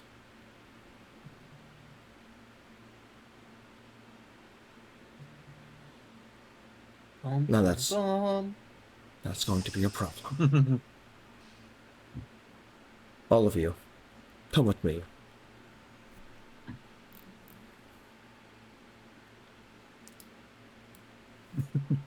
Silas puts his knife back up his sleeve. Reva just very quickly walks over to her dad. Mm. Danny with a gun and a paper cutter makeshift knife stuffed into his waistband, along with holding an assault rifle. Let's all copy Dad. Okay. So, with that, you all begin to follow him as he takes you wherever it is that he's going to take you. And that is where we will go ahead and end session for tonight. Damn it. I saw that coming. Damn. That wasn't very good. I'm not a fan of splitting the party in general. I'm not going to split the party between quests. Yeah, I will tell you. The only reason why this man showed up at that time, like, was because so many questions were asked. If someone would have gone with him, with the Serpent's Hand, you could have gone with him. Mm-hmm. You would have gotten away before Gerald got there in time. So, good job, Danny, on the questions. Oh, listen, right. Danny was down to leave as long as everyone else was, but no one else, well, half the party didn't want to. Half the party was kind of down. I'm surprised. There was more willing to leave than I expected. more than half was, or pretty much ready to go. If you would have gone, because Bray, Chuck, and Silas were all there. I thought when Silas said get Rose ready, I thought Silas was planning up some devious deeds. I think that was sounding Silas more was so. Indeed planning some devious deeds. But I'm glad I read that right. You got it. Yeah, you got it. I was like, man, way out of this place. I've been here for a long ass time, I think. He's like, man, I can't wait to get out of. Like I said, Danny, only reason he didn't leave is he has befriended these people and he feels it would be rude to just leave them. Mm-hmm. Well, thanks, Danny. All right. Also, he does in fact have a bigger picture of, man, they keep saying something's gonna blow up the world if our group doesn't do something. That's a lot of pressure to put on our group, but not doing it probably is also bad. All right, fellas. Well, I haven't seen that yet. You have to prove it. That is where we will end tonight's session. Bit of a technical difficulty there in the middle, like dead middle of the session, but we made it through. So same time as always, same day, same. Recorded it, right? Yeah, well, it's still. I don't record it. I just download the VOD, so it doesn't matter if I have to. I can just download both VODs. Damn. I can just download both VODs. Yeah. Cup. Next week's fine. Week after next Cup. probably isn't so much. Some asshole in the chat's trying to tell you. I'm not going to have Wi-Fi past the weekend, so. Okay. Sorry, every fucking channel point in Redeem in existence is going off at the moment. Well, Yeah. it is that time of night, isn't it? It is that time of night. Okay. Well, let me see what week that'd be. So I work this Saturday. Well, next Saturday. I will be able to, join on my phone, but that's all. That's about it. Okay. Next session would be but you're. Look, I love that you're willing to be here for that, but your phone microphone hurts my understanding of the world. I know. The camera turned out so bad. So yeah, I don't know why my mic that sucks. week will be the week where I get 3 days off to come home early. We could do one or two things here. We could either do it on same time as always on Tuesday. Or well, no, like the 15th. No, I'm saying the 23rd. Fine. No, I'm talking about the week of the 23rd. Oh, okay. Yeah, that's what I'm talking about. So I'll keep you guys updated. I don't know what's really going on, but or because I as much as I enjoy both of my campaigns, I currently have more steam rolling in this one than I do Heavens Descend. We could always switch off. We could always switch off Wednesday next week and make it SCP. Just so that way also I have a campaign where everyone can be there and not just half of, because I have half of my party for Heavens Descend in this campaign. So I at least if I do this, that would allow for the entire party for this to be there. So we could. I'll just keep y'all updated because we're gonna slowly start moving into the other place, but I don't know what's going on. Really. Yeah, just keep us updated, and we can start planning a bit closer to that time. All right. Well, let me start getting everything down to my my music ready to go here for ending stream. But yeah, that will do it for then. Hannah's not about to hear us for 2 minutes. So same time as always next week. Why is the button for YouTube music on? Why is it? Why did they? Fuck it, YouTube! Stop changing your goddamn layout. It was fine the way it was. All right. Well, yeah. Same time as next week, fellas. Same time as always. Same day. So thank you for being here, my lovely players, and thank you for being here, chat. Appreciate it. Yeah. Love you, chat. Love you, chat. Bye bye. Jay it. Bye bye. Bye Bye, chat. All right, hold on. You still got to keep saying bye. I'm trying to find the music. Hold on. You can keep going. Just keep saying it. Good job. Bye, Give my chat. sincerest gratitude for your presence. As I say, great tidings. All right, I'm going to to wins on this departure. All right, we're going to the bye screen now. Bye.